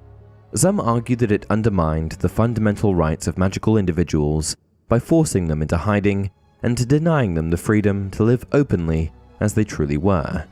They believed that by concealing their abilities, witches and wizards were denying their own identity and perpetuating a sense of self-shame and secrecy. But while the opposition to the International Statute of Secrecy may not have prevailed in altering its course, these dissenting voices do remind us of the complex moral and ethical considerations surrounding magical secrecy. I do sometimes wonder whether a world built on openness and understanding between magical and non-magical individuals could have achieved a different form of unity and harmony. The Salem witch trials in Harry Potter. As you may have guessed, the Salem witch trials also made their way into the world of Harry Potter. In fact, although it's not explicitly stated, the year the International Statute of Wizarding Secrecy was established is the same year as the occurrence of the Salem witch trials, which surely can't just be a coincidence. The trials can be seen as a catalyst for wizards and witches to go into hiding, ensuring their survival and preventing further persecution.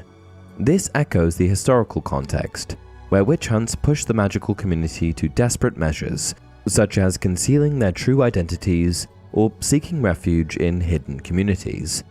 Furthermore, the trials provoked many witches and wizards who settled in the New World to return to their homelands, and helped to dissuade further immigration for centuries to come, especially by pureblood families.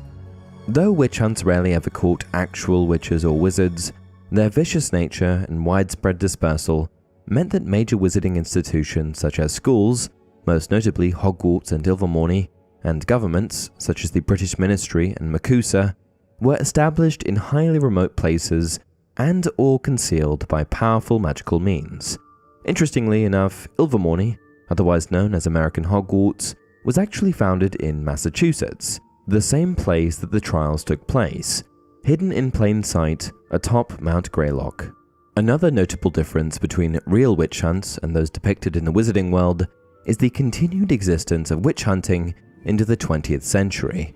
In 1926, famed magizoologist Newt Scamander encountered a young girl in Sudan whose magical abilities were discovered by Muggles, resulting in her imprisonment. This suggests that despite the magical community's efforts to remain concealed, witch hunts still occurred in certain regions and continue to pose a threat to magical individuals. Today, the trials are remembered via 4 golden phoenix statues that were erected in the MACUSA headquarters in New York City. The power of fear. During the height of witch hunts, fear became a potent weapon in the hands of those seeking to maintain social order and control. Communities wrought with uncertainty and hardship sought explanations for misfortune and tribulations, turning to the notion of witchcraft as a convenient scapegoat. In times of crop failures, plagues, infertility, or natural disasters, individuals accused of witchcraft were blamed for these calamities, serving as sacrificial lambs to soothe collective anxieties. It is crucial to recognize the role that manipulation, prejudice, and the exploitation of fear played in perpetuating witch hunts. The control exerted by authorities and those in power relied on the division and paranoia fostered within communities. The repercussions of this manipulation reverberated far beyond the lives of the accused, leaving lasting scars on the collective psyche of societies. Conclusion. Witch hunts stand as harrowing reminders of the depths humanity can sink to when consumed by fear, ignorance, and prejudice. From their ancient origins to the notorious hunts in Europe and beyond, these dark chapters in our history shaped the lives of countless individuals and scarred societies. As we remember the victims of witch hunts, let us commit to learning from the past, to stand against discrimination, and to foster a world where compassion and understanding prevail over fear and hatred. The Triwizard Tournament was one of the deadliest competitions in the entire wizarding world, with a death toll that rivals the professional dueling arenas in Eastern Europe. The Triwizard Tournament was actually pretty barbaric. It's baffling why Hogwarts and its fellow schools kept it going for so many centuries. But what made it so dangerous, and how did it get started in the first place? We'll answer those questions and more in today's video. Origins. Nobody's quite sure when the first Triwizard Tournament came to be. Just like most events from the early Wizarding world, the first Triwizard Tournament's origins are all but lost to time, but based on a little bit of information we still possess from that era, we can build a rough picture of the earliest tournaments. Hogwarts, of course, was founded by Godric Gryffindor and his 3 wizarding friends in the latter half of the 11th century, and only about 2 centuries after that, the very first Triwizard Tournament debuted. The dates are a bit fuzzy, but sometime around the year 1294, the 3 major wizarding schools of the region, the Durmstrang Institute and the Beauxbatons Academy of Magic, came together and decided to pit their students against each other. Quidditch was already a popular sport by this time, and had pushed rivalry between different magical settlements to new highs, so the creation of the Triwizard Tournament was a natural next step in a world where wizards from different regions regularly competed against each other. Schools. You already know that Hogwarts School of Witchcraft and Wizardry was one of these prominent European schools, but the Triwizard Tournament was rounded out by 2 others, the Durmstrang Institute and Beauxbatons Academy of Magic.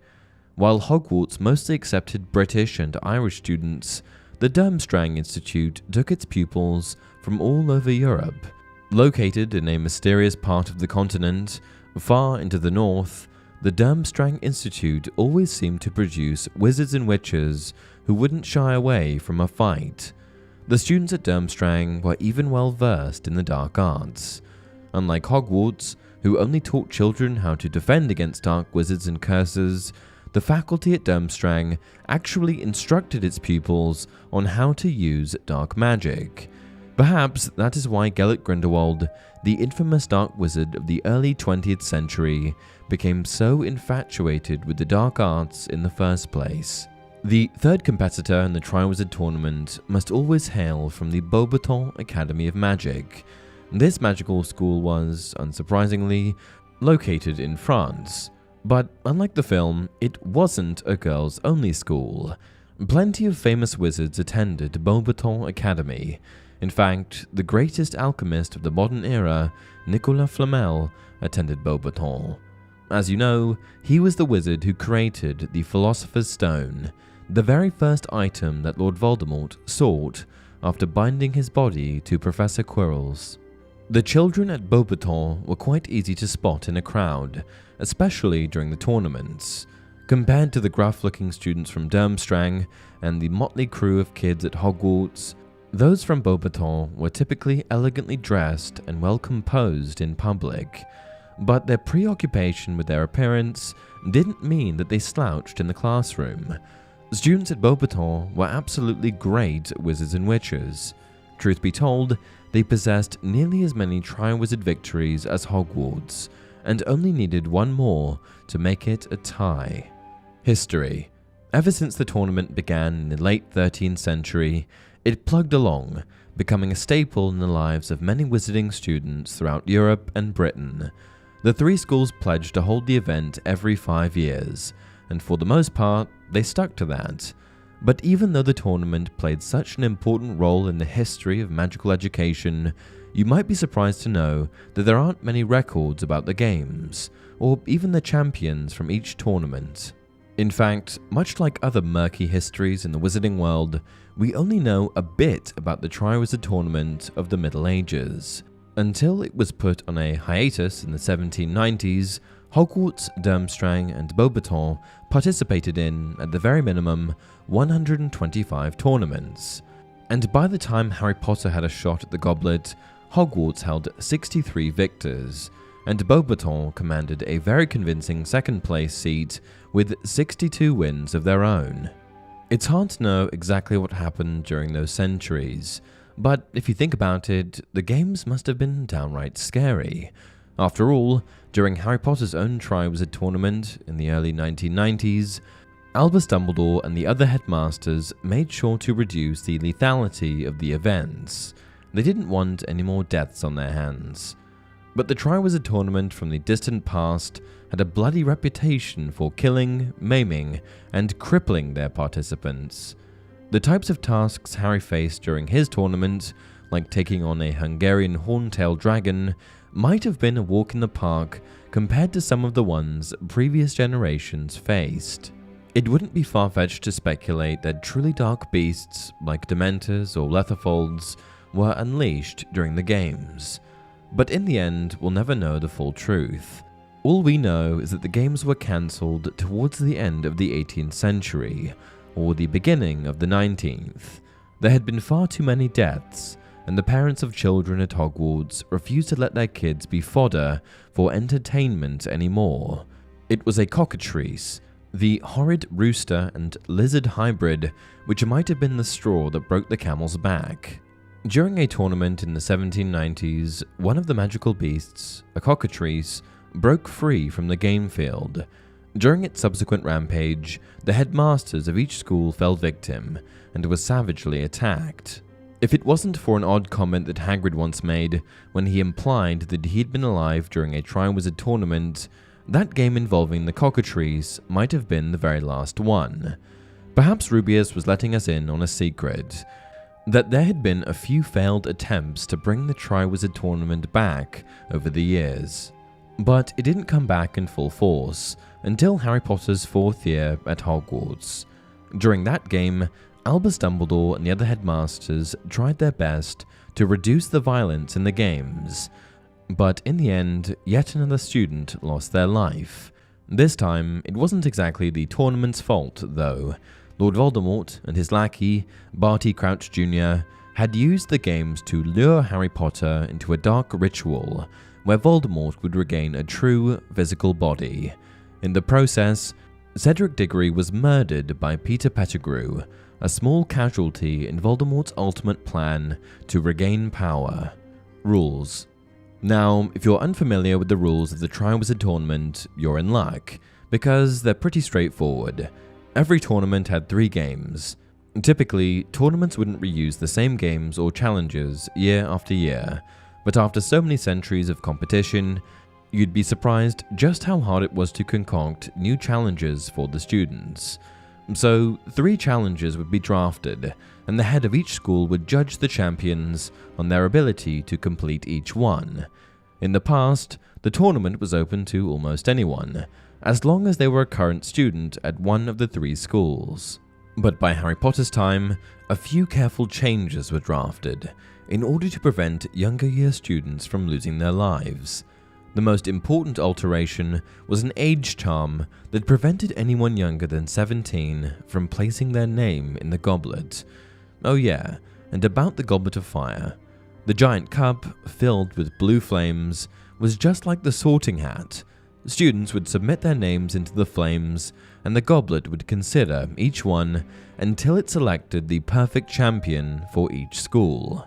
On the last day of October, Halloween, the cup would make its selection known. From that point on, the champions of each school were entered into a magical contract, forced to compete in the tournament, or else. In the end, whoever performed the best and survived would not only win the Triwizard Cup, but also 1,000 galleons to spend as they pleased. Legacy. By the time Harry Potter participated in the Triwizard Tournament, it had been centuries since a proper version of the games were held. Most of the Wizarding world hoped to see the games return as a way to celebrate magical excellence in their young wizards. But with Cedric Diggory's tragic death, the tournament was dealt its final blow. 5 years later, long after Voldemort's death, the next Triwizard Tournament failed to appear, and as far as anyone knows, it's cancelled permanently. Honestly, after the Battle of Hogwarts and all of those senseless deaths, I think that the Wizarding world is fine without the tournament. Young wizards and witches from Britain don't really need to prove their courage or mettle in pointless games. They already showed how tough they are in the final fight against Lord Voldemort.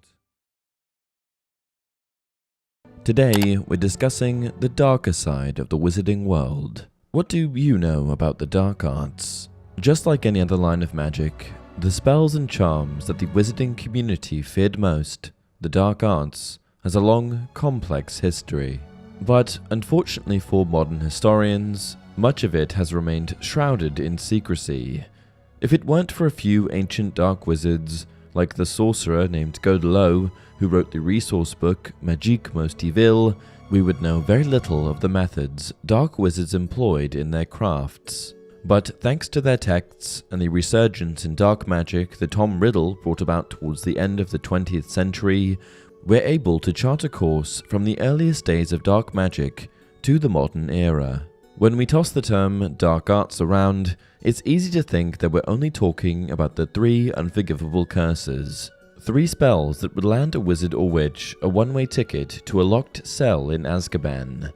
But the dark arts was much more than just a handful of curses that could kill or torture their targets. Dark magic, just like normal magic, ranged from charms to potions to enchanted objects. Although, unlike the types of magic that Godric Gryffindor and the other Hogwarts founders knew, dark magic could also include innately evil magical beings, like zombies, vampires, Rougarou, and many more. When we look at all the various strains of dark magic that exist, it's tempting to think that the distinction between normal magic, the type that first years would learn in a typical class at Hogwarts, and the type that a dark wizard like Herpo the Foul might use, was just a small distinction. After all, both types of magic used an incredible amount of skill, and in their effect, both types could have an awfully powerful result. And that's actually a good point, because the very thing that makes dark magic dark is the way it's used. If someone utilizes a spell, potion, or charm to harm someone, whether physically or mentally, then it is typically considered dark magic. In addition to that, if a spell, potion, or creature was created explicitly through dark means, then it too, by default, is considered dark magic. But just because a wizard used dark magic, it didn't suddenly make them a dark wizard. In the United Kingdom, the Ministry of Magic would often give its auras and officers authority to use dark magic whenever situations demanded it. During war, even the unforgivable curses, the 3 spells that would land wizards life sentences in prison, could be utilized if the Ministry agreed. And that was just in the nations that comprised the UK. In other parts of the world, the wizarding community had even more flexible positions on the use of dark magic.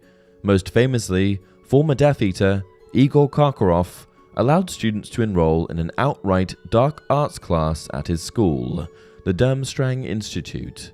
The most famous exception to the common misconception that only dark wizards use dark magic was perhaps Severus Snape's use of the Killing Curse. As part of a long-running ruse to deceive Lord Voldemort, Snape and Dumbledore both decided that Severus would have to kill the aging wizard when the opportunity arose. Although Severus had once been a Death Eater, by the time he pointed his wand at Albus and took his dear friend's life, he had been completely redeemed. This instance was further proof that simple, honest, good wizards, or Grey in Snape's case, were also capable of utilizing the dark arts without damaging their souls. When we turn our attention to the historical texts stashed in Madame Irma Pince's library, we sadly find that many of the books on the dark arts are locked behind cabinets in the restricted section. But even if you were lucky enough to gain access, you'd discover that the history of dark wizards and their magic seems to begin sometime around 100 BCE, far later than Muggles started recording their own history. Although it's tempting to think that most of the ancient lore of the dark wizards was deliberately destroyed through the ages, there's probably a far simpler explanation. Most of Muggles' own recorded history failed to survive the centuries of war, famine, and natural disasters that struck Europe over the past 3 millennia. And with the magical community comprising a far smaller segment of the population, and the dark arts practitioners representing an even smaller fraction, it's only natural that only a few documents endured. But thanks to these ancient tales, like the ones of Herpo the Foul and Hereward, an owner of the Elder Wand, we're able to piece the story together. By the time Voldemort came to power, much of what was known of the dark arts had already been established by the dark wizards that preceded him. Although his own mastery of the creation of Horcruxes and complex potions made him seem like a dark wizard on the cutting edge of magical breakthroughs, he was pretty mundane with his use of techniques. When it comes to dark magic in general, there are typically two types that wizards employ: charms and potions. If we start with charms first, we can break that down into three further categories, ranked from weakest to strongest. These were jinxes, hexes, and curses. Jinxes, as we've already suggested, were the weakest types of charms that a dark wizard could utilize. Among the many jinxes, the knockback jinx is probably the best example. In The Dark Forces, A Guide to Self-Protection, the knockback jinx is a simple technique that wizards used while battling each other to push their opponents backwards. Professor McGonagall once used it during her early years as an instructor at Hogwarts, and it was a fairly typical spell for novices. When we take a step up and look at hexes, we'll see that these are considerably crueler and more devastating than the comparatively weak jinxes. Amongst the most terrible hexes, there was the illegal growth hex, which would cause a victim's head to grow uncontrollably; the pus-squirting hex, which caused painful red boils to bubble to a wizard's skin and spew rivers of white pus; and the horn tongue hex, which transformed a victim's tongue into a painful horn. Now, the final category for dark arts charms is the curse. These were the most powerful and damning spells that wizards could produce. Among these charms, the three unforgivable curses were the most terrifying. As we mentioned earlier, if any wizard ever used these particular spells on another, they would be condemned to a life sentence in Azkaban prison. The Killing Curse, which you already know, is the most feared of the three, but the Cruciatus Curse, a spell that causes a victim to feel unbelievable amounts of pain, was perhaps far worse. The Imperious Curse, the last of the three, may seem more innocent, but it isn't. If a dark wizard used this spell on you, then you'd be forced to do whatever they bid. However, it should be important to remember that there are other dark curses, like the Entrail Expelling Curse, that should also probably be given unforgivable status. Beyond curses, the dark arts are most often applied to potions. The Drink of Despair, the emerald potion that was used to protect Salazar Slytherin's locket, one of Lord Voldemort's most difficult Horcruxes to retrieve, was an example of just how terrible a dark potion could be. The only way to dispose of the potion was to drink it, and the effects were horrible. Even the most powerful wizard of his age, Albus Dumbledore, was unable to overcome the effects of the Drink of Despair as he struggled to consume it all.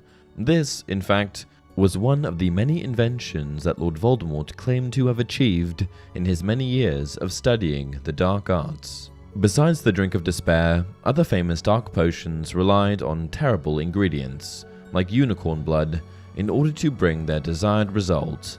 But if a dark wizard was willing to go to such terrible depths, he could create a new body for himself, like Voldemort ultimately did.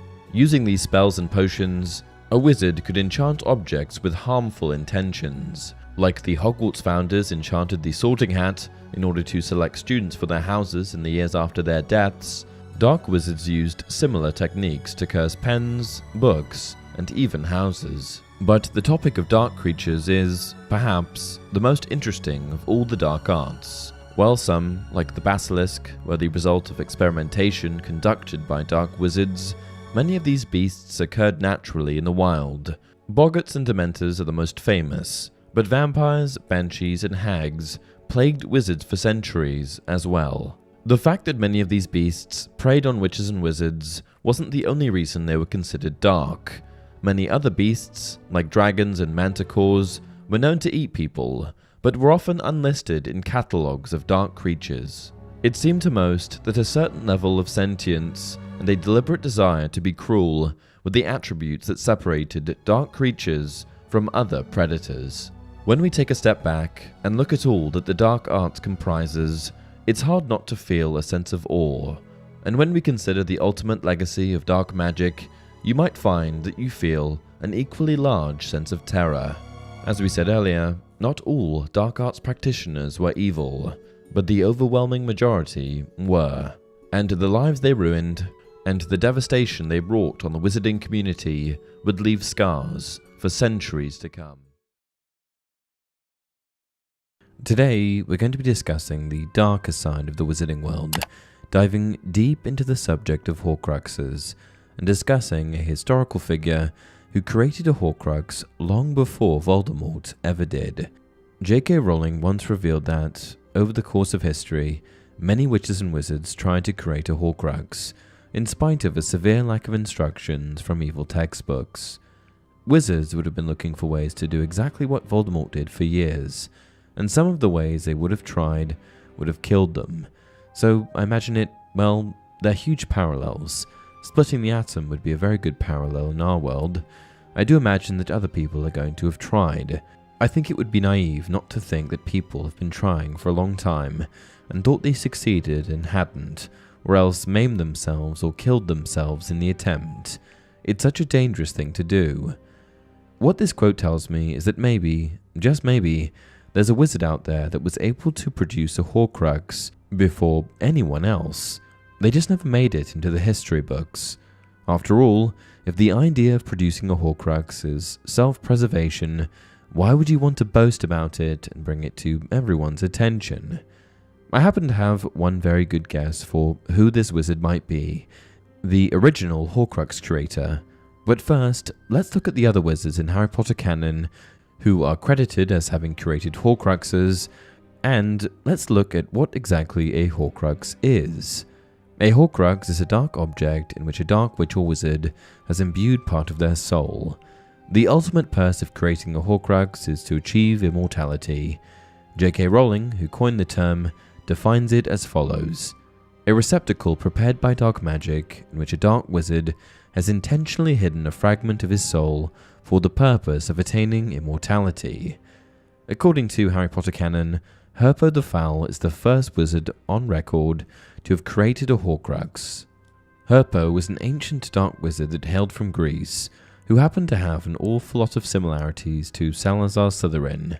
He was a Parselmouth, and he created the first ever basilisk, which could perhaps suggest that Slytherin was a descendant of Herpo's.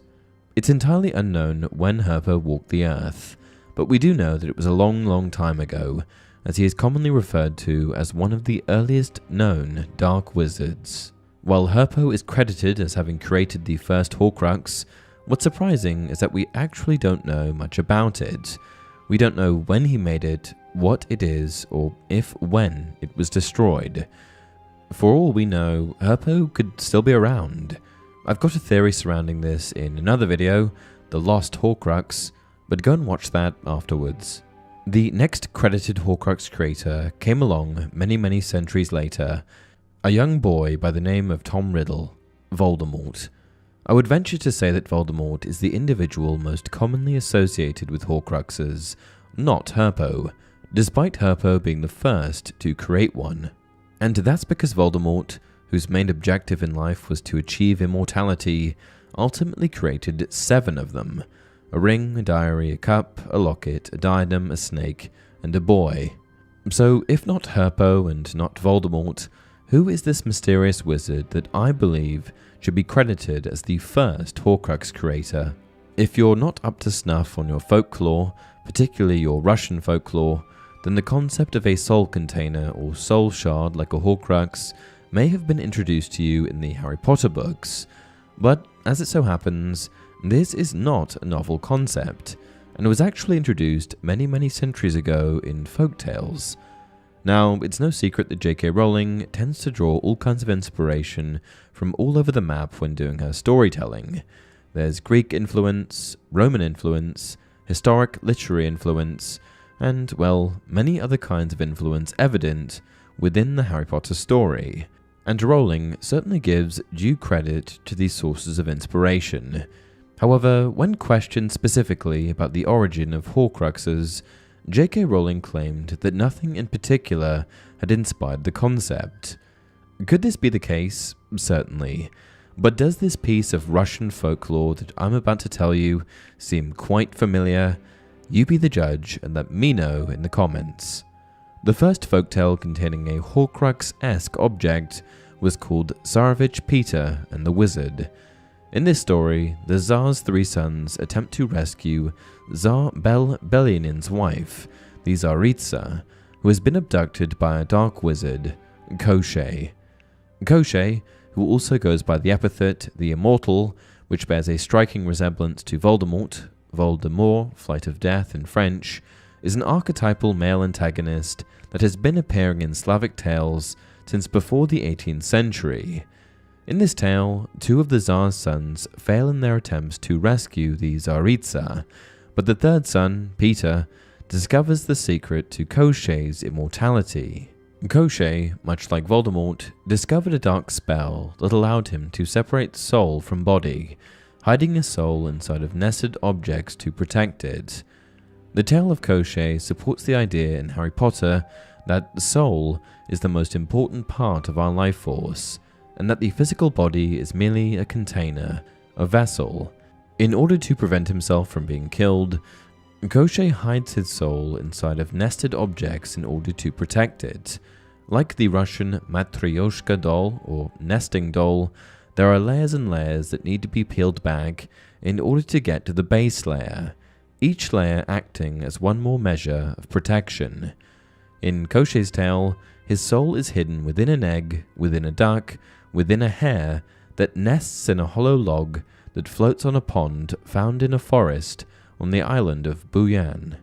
In some versions, Koschei's soul is hidden within a needle, within an egg, within a duck, with the duck flying away whenever anyone tries to catch it. Ultimately, in the story of Peter and Koschei, Peter is able to find the egg and destroy him. Some have speculated that Koschei was inspired by a 12th century Polovtsian leader named Khan Konchak. Koschei's epithet, the Immortal, could potentially be a reference to Konchak's longevity, as Konchak was able to live an unusually long life. Despite it being the 12th century, Konchak purportedly lived for over 100 years, which at the time would have been the equivalent of many generations. Though Koschei's method of soul encasement differs from Harry Potter in some ways, it's hard to ignore the parallels between Koschei and Voldemort, and I for one think that Koschei, at least subconsciously, if not consciously, inspired Rowling's concept of the Horcrux. Both men created a multitude of Horcruxes by hiding, encasing soul fragments into objects, and both of these men's objects happen to be very difficult to find. And provided that Koschei existed long before Herpa the Foul or Voldemort, it's entirely possible that he could be credited as the first Horcrux creator even in the Harry Potter universe. For all we know, Koschei could be related to the founders of the Russian magical school Koldov Stvoriets. Koldov Stvoriets was apparently founded around the time of the Novgorod Republic, which checks out time-wise. Today, we'll be discussing the history of the British Ministry of Magic. Of course, there are a lot of things that took place there throughout the Harry Potter series, but today we'll be focusing on what happened prior to our dear boy Harry showing up on the wizarding scene. So, without further ado, let's get started, shall we? What is the Ministry of Magic? Formed in 1707, the British Ministry of Magic is the main governing body of the magical community of the United Kingdom and Ireland. It was created to preserve magical law within Great Britain and represent these countries to the larger wizarding world. Its formation came as a direct result of the previously created Wizards' Council. Prior to 1707, the Wizards' Council was the longest-serving, though not the only, body to govern the magical community in Britain.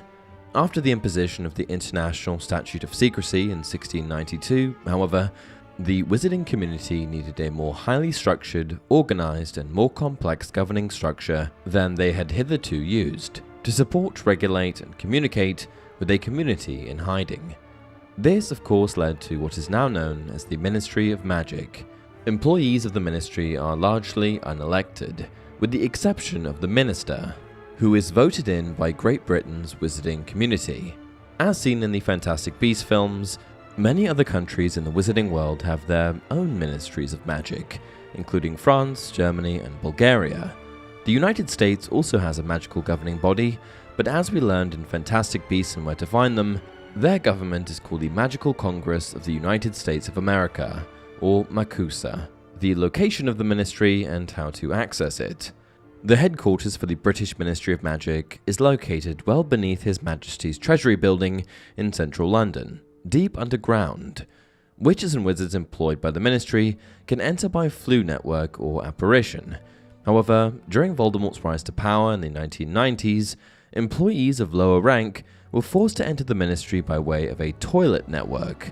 Visitors to the ministry can access the building from above ground through a nearby disconnected red telephone box by dialing the word magic. Ministry events of the 18th century.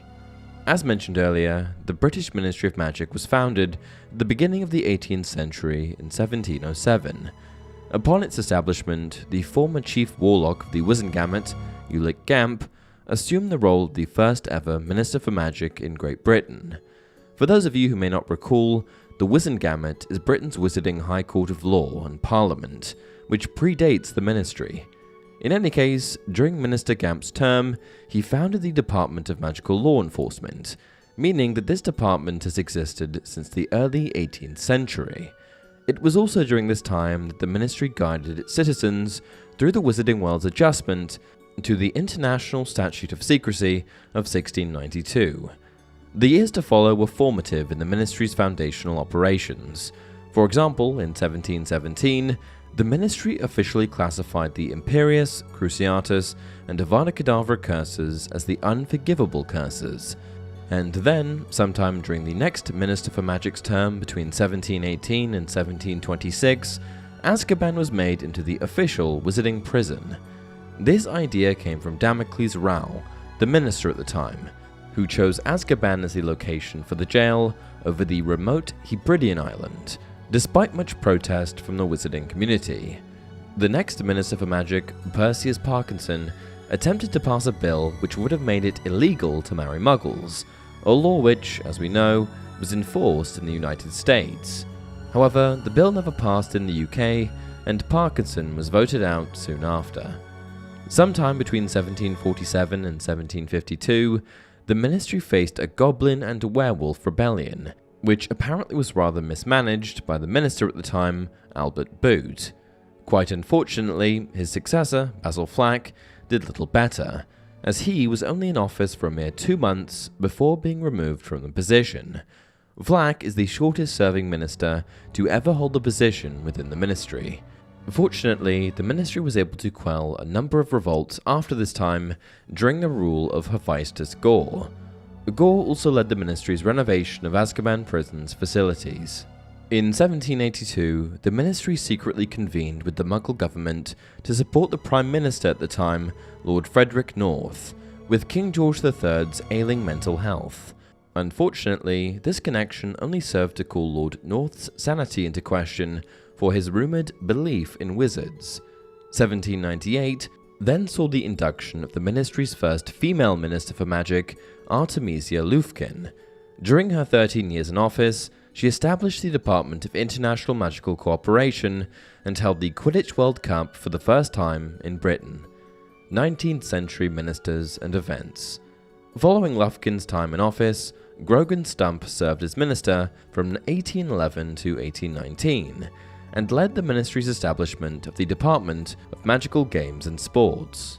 Then, under the rule of Ottoline Gamble, sometime between 1827 and 1835, the ministry saw the creation of multiple committees whose purpose was to investigate Muggles and their intelligence. These ministry committees uncovered that many Muggles were indeed smarter than the wizarding community had previously believed. The Department of Mysteries was almost closed down sometime between 1835 and 1841, due to the reactionary nature of the minister at the time, Rodolphus Lestrange. However, Lestrange was outed from office before he could officially instate the closure. The next sitting minister, Hortensia Millifort, introduced more legislation to the ministry between 1841 and 1849 than any other witch or wizard who's held the position. Evidently, much of what the ministry pushed through was indeed useful. However, a bit of it was rather wearisome, and is likely what led to the end of Millifort's term in office. During Queen Victoria's reign of England, the monarch unknowingly befriended witch and Minister for Magic Evangeline Orpington. This friendship may have been what motivated Orpington to, allegedly, get the ministry involved in the Crimean War, an act which would have been quite illegal at the time. Then, between the years of 1858 and 1865, the ministry experienced a welcome period of peace under the governance of Minister for Magic Dugald MacPhail. Immediately following MacPhail's term, the ministry then saw its longest ever serving minister, one Faris Spouthole Spavin, who served for nearly 40 years, from 1865 to 1903.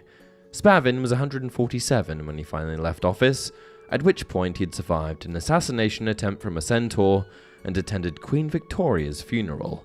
During Spavin's term, the ministry once again faced the rise of a goblin rebellion in the late 1800s, led by a goblin named Ranrock. 20th century ministers and events. During the Muggles' First World War, the ministry passed emergency legislation which made it illegal for the wizarding community in Britain to involve themselves in the warfare. This was done under Minister Archer Evermond, who feared participating in the Great War would risk mass infractions of the International Statute of Secrecy. This legislation was largely ignored, with thousands of witches and wizards defying the law in order to help their Muggle neighbours. The ministry was then wildly unprepared to meet the growing threat of Gellert Grindelwald in the 1920s and 30s, due to the minister at the time, Hector Fawley, not taking Grindelwald's rise to power seriously. As a result, the ministry ousted Fawley to pay for his insufficient action and ineptitude. While Winston Churchill was in office, however, the ministry enjoyed a good working relationship with the Muggle Parliament, primarily thanks to the Minister for Magic between 1939 and 1948, Leonard Spencer Moon. In large contrast, about a decade later, the Minister for Magic between 1959 and 1962, Ignatius Taft, attempted to institute a controversial dementor breeding program. Fortunately, the ministry forced Taft out of office before he was able to turn this terrifying program into a reality. In 1962, nearly 250 years after its formation, the Ministry of Magic inducted its first ever Muggle-born Minister for Magic, Nobby Leach. His appointment as minister caused many pure-blood ministry employees to resign in protest, and in the late 1960s, while Eugenia Jenkins was in office, the ministry dealt with a bout of pure-blood riots, which took place during Squib rights marches. Then, in response to Lord Voldemort's first rise to power in the 1970s, the ministry attempted to bolster its protection against the Dark Wizard with efforts such as placing more dementors around Azkaban. Fortunately, Voldemort's first defeat by Harry Potter occurred in 1981, making additional security unnecessary. The Dark Lord's disappearance led to a mass celebration among the wizarding community in Britain.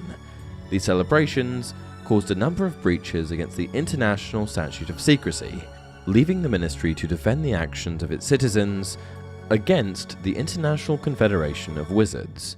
Apparently, the Minister for Magic at the time, Millicent Bagnold, responded with the now infamous statement of, "I assert our inalienable right to party." It's known by many among the wizarding community that the ministry wanted Albus Dumbledore to assume the position of British Minister for Magic after Bagnold's retirement in 1990, but of course he turned it down and the job went instead to Cornelius Fudge, who was the minister in power at the start of the Harry Potter series. Much of what took place at the ministry after Harry Potter's arrival at Hogwarts you likely know well, but as a brief recap of events, in 1996 the Ministry of Magic was breached by Death Eaters and Hogwarts students alike, including Harry and his friends. This breach led to what would become known as the Battle of the Department of Mysteries, sometimes also referred to as the Battle of the Ministry of Magic. Rufus Scrimgeour was the minister to serve after Fudge was forced out of office due to his refusal to believe that Voldemort had returned. Tragically, Scrimgeour was then murdered by the Dark Lord himself while still in office.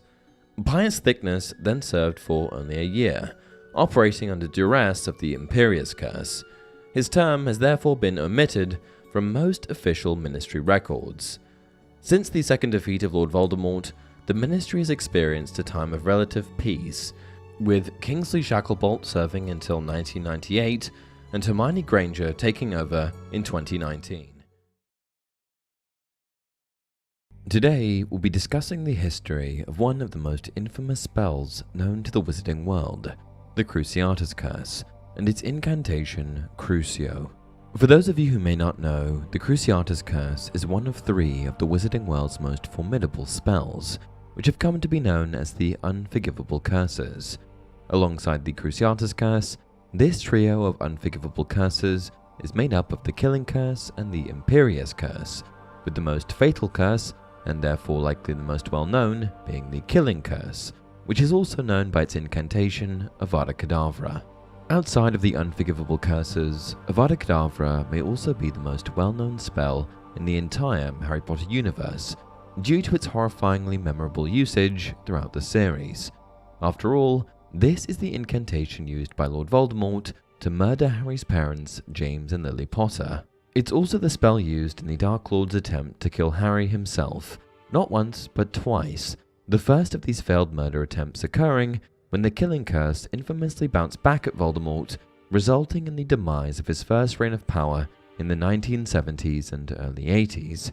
The Avada Kedavra curse once again went awry when Voldemort tried to kill Harry with it during the Battle of Hogwarts almost 2 decades later. The Imperious Curse, on the other hand, is arguably the least dark and ominous spell of the 3. Cast by uttering the incantation Imperio, this curse is used to essentially possess another person and control their actions. So, while certainly not a good spell, it doesn't cause physical harm in the same way the other 2 do, which I guess makes it less terrifying and therefore less memorable. This, of course, brings us to the 3rd and final spell of the Unforgivable Curses, and the one that we'll be focusing on today, the Cruciatus Curse.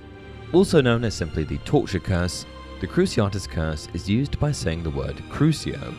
Within the wizarding world, it has a reputation as one of the darkest spells, as it causes unimaginable pain to its victim. In fact, the suffering endured at the hand of this curse is so intense and powerful that it typically results in the victim becoming permanently afflicted, mentally or physically, if they are subjected to it for prolonged periods of time. With the primary usage of the Cruciatus Curse in mind, the etymology of both the name of the curse itself as well as the incantation for the spell make complete sense, for Cruciatus and Crucio are both derived from Latin words, with cruciare meaning to torture and crucio translating to eye torture. If I may be so bold, there's certainly no hidden meaning behind any of that. But where did the Cruciatus Curse come from? Who created it? And more importantly, why?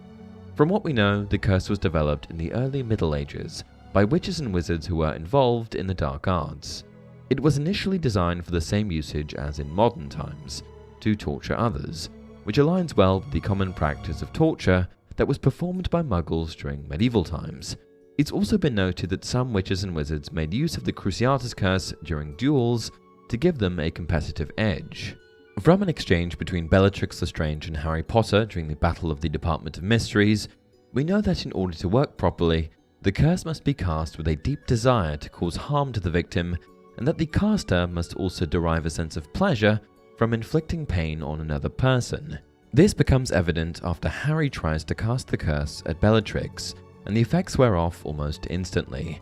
Bellatrix then cries at Harry, "Never used an unforgivable curse before, have you, boy? You need to mean them, Potter. You need to really want to cause pain, to enjoy it. Righteous anger won't hurt me for long. I'll show you how it's done, shall I?" Despite its dark and despicable nature, the curse was quite popular for many hundreds of years within the wizarding world, until its eventual ban in the 18th century.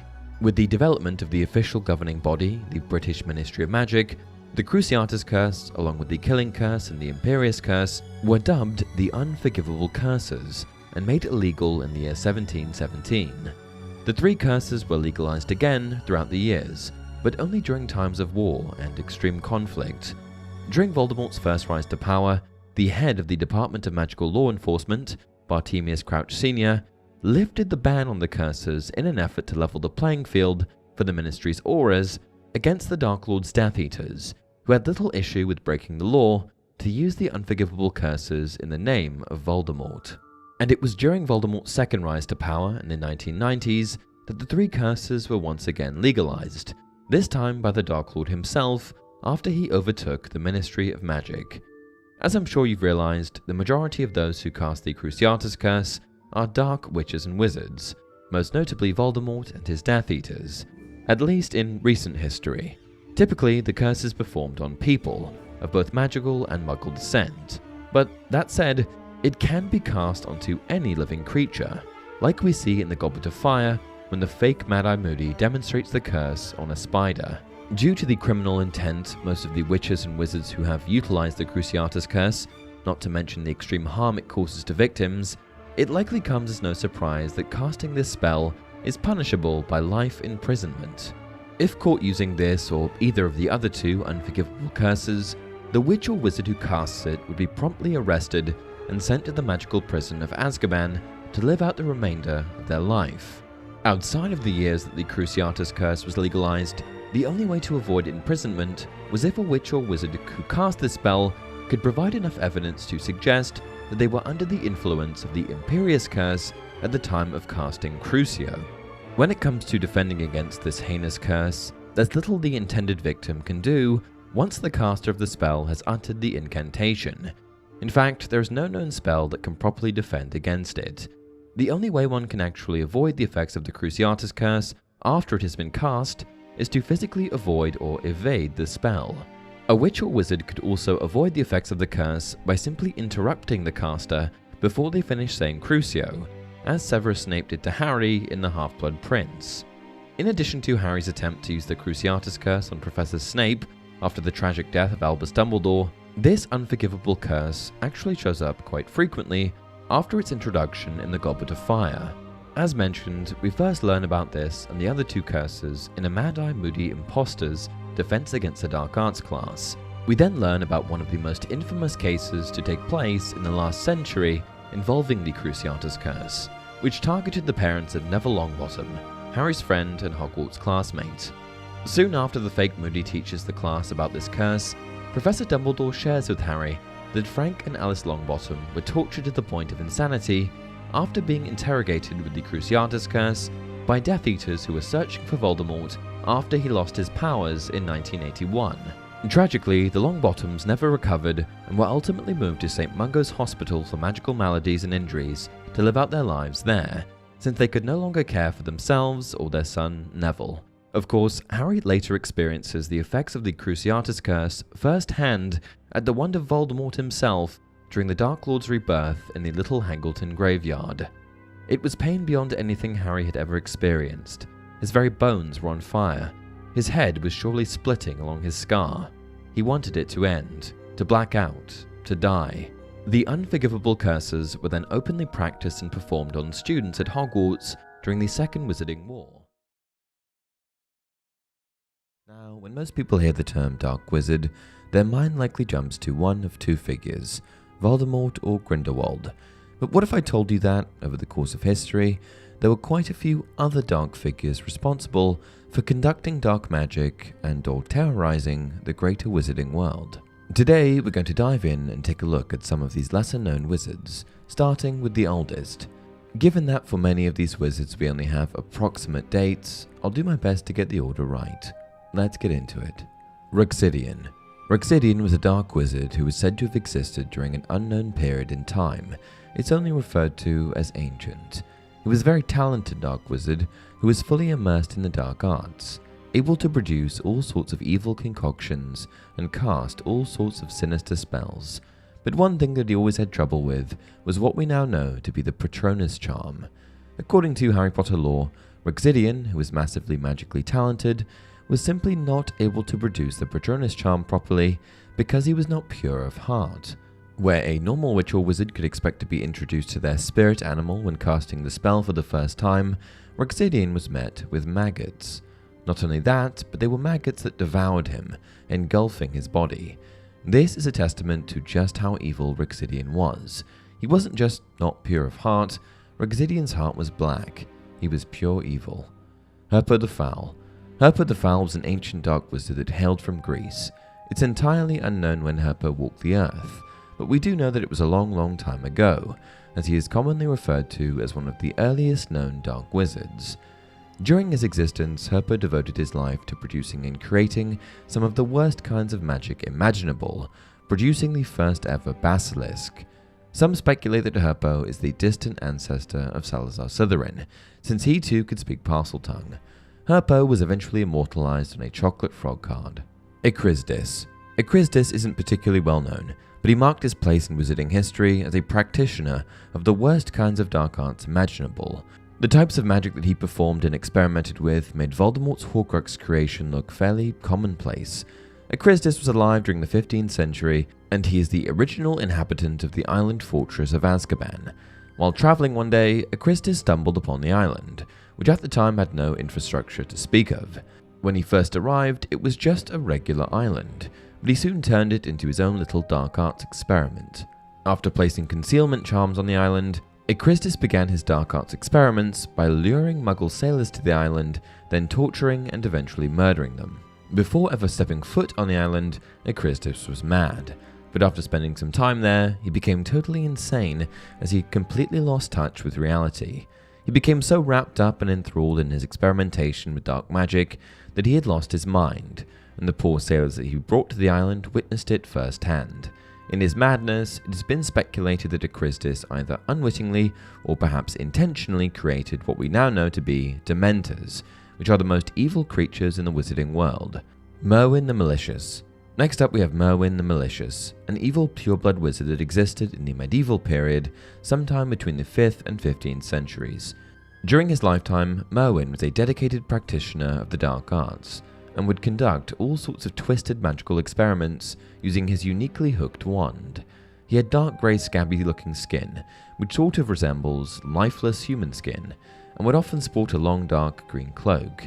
He was a scary looking guy, and I have no doubt that the experiments he would conduct had a lasting effect on his physical appearance, as we know how dark magic can affect you in that way. Merwin was single-handedly responsible for creating a lot of the dark spells, jinxes and hexes that sprang up out of the medieval era, and after his death, made it onto a chocolate frog card. Salazar Slytherin. Salazar Slytherin, whose name you should probably recognize, was a pureblood wizard that was born sometime before 976 AD. Famously, or rather infamously, he founded Slytherin House at Hogwarts.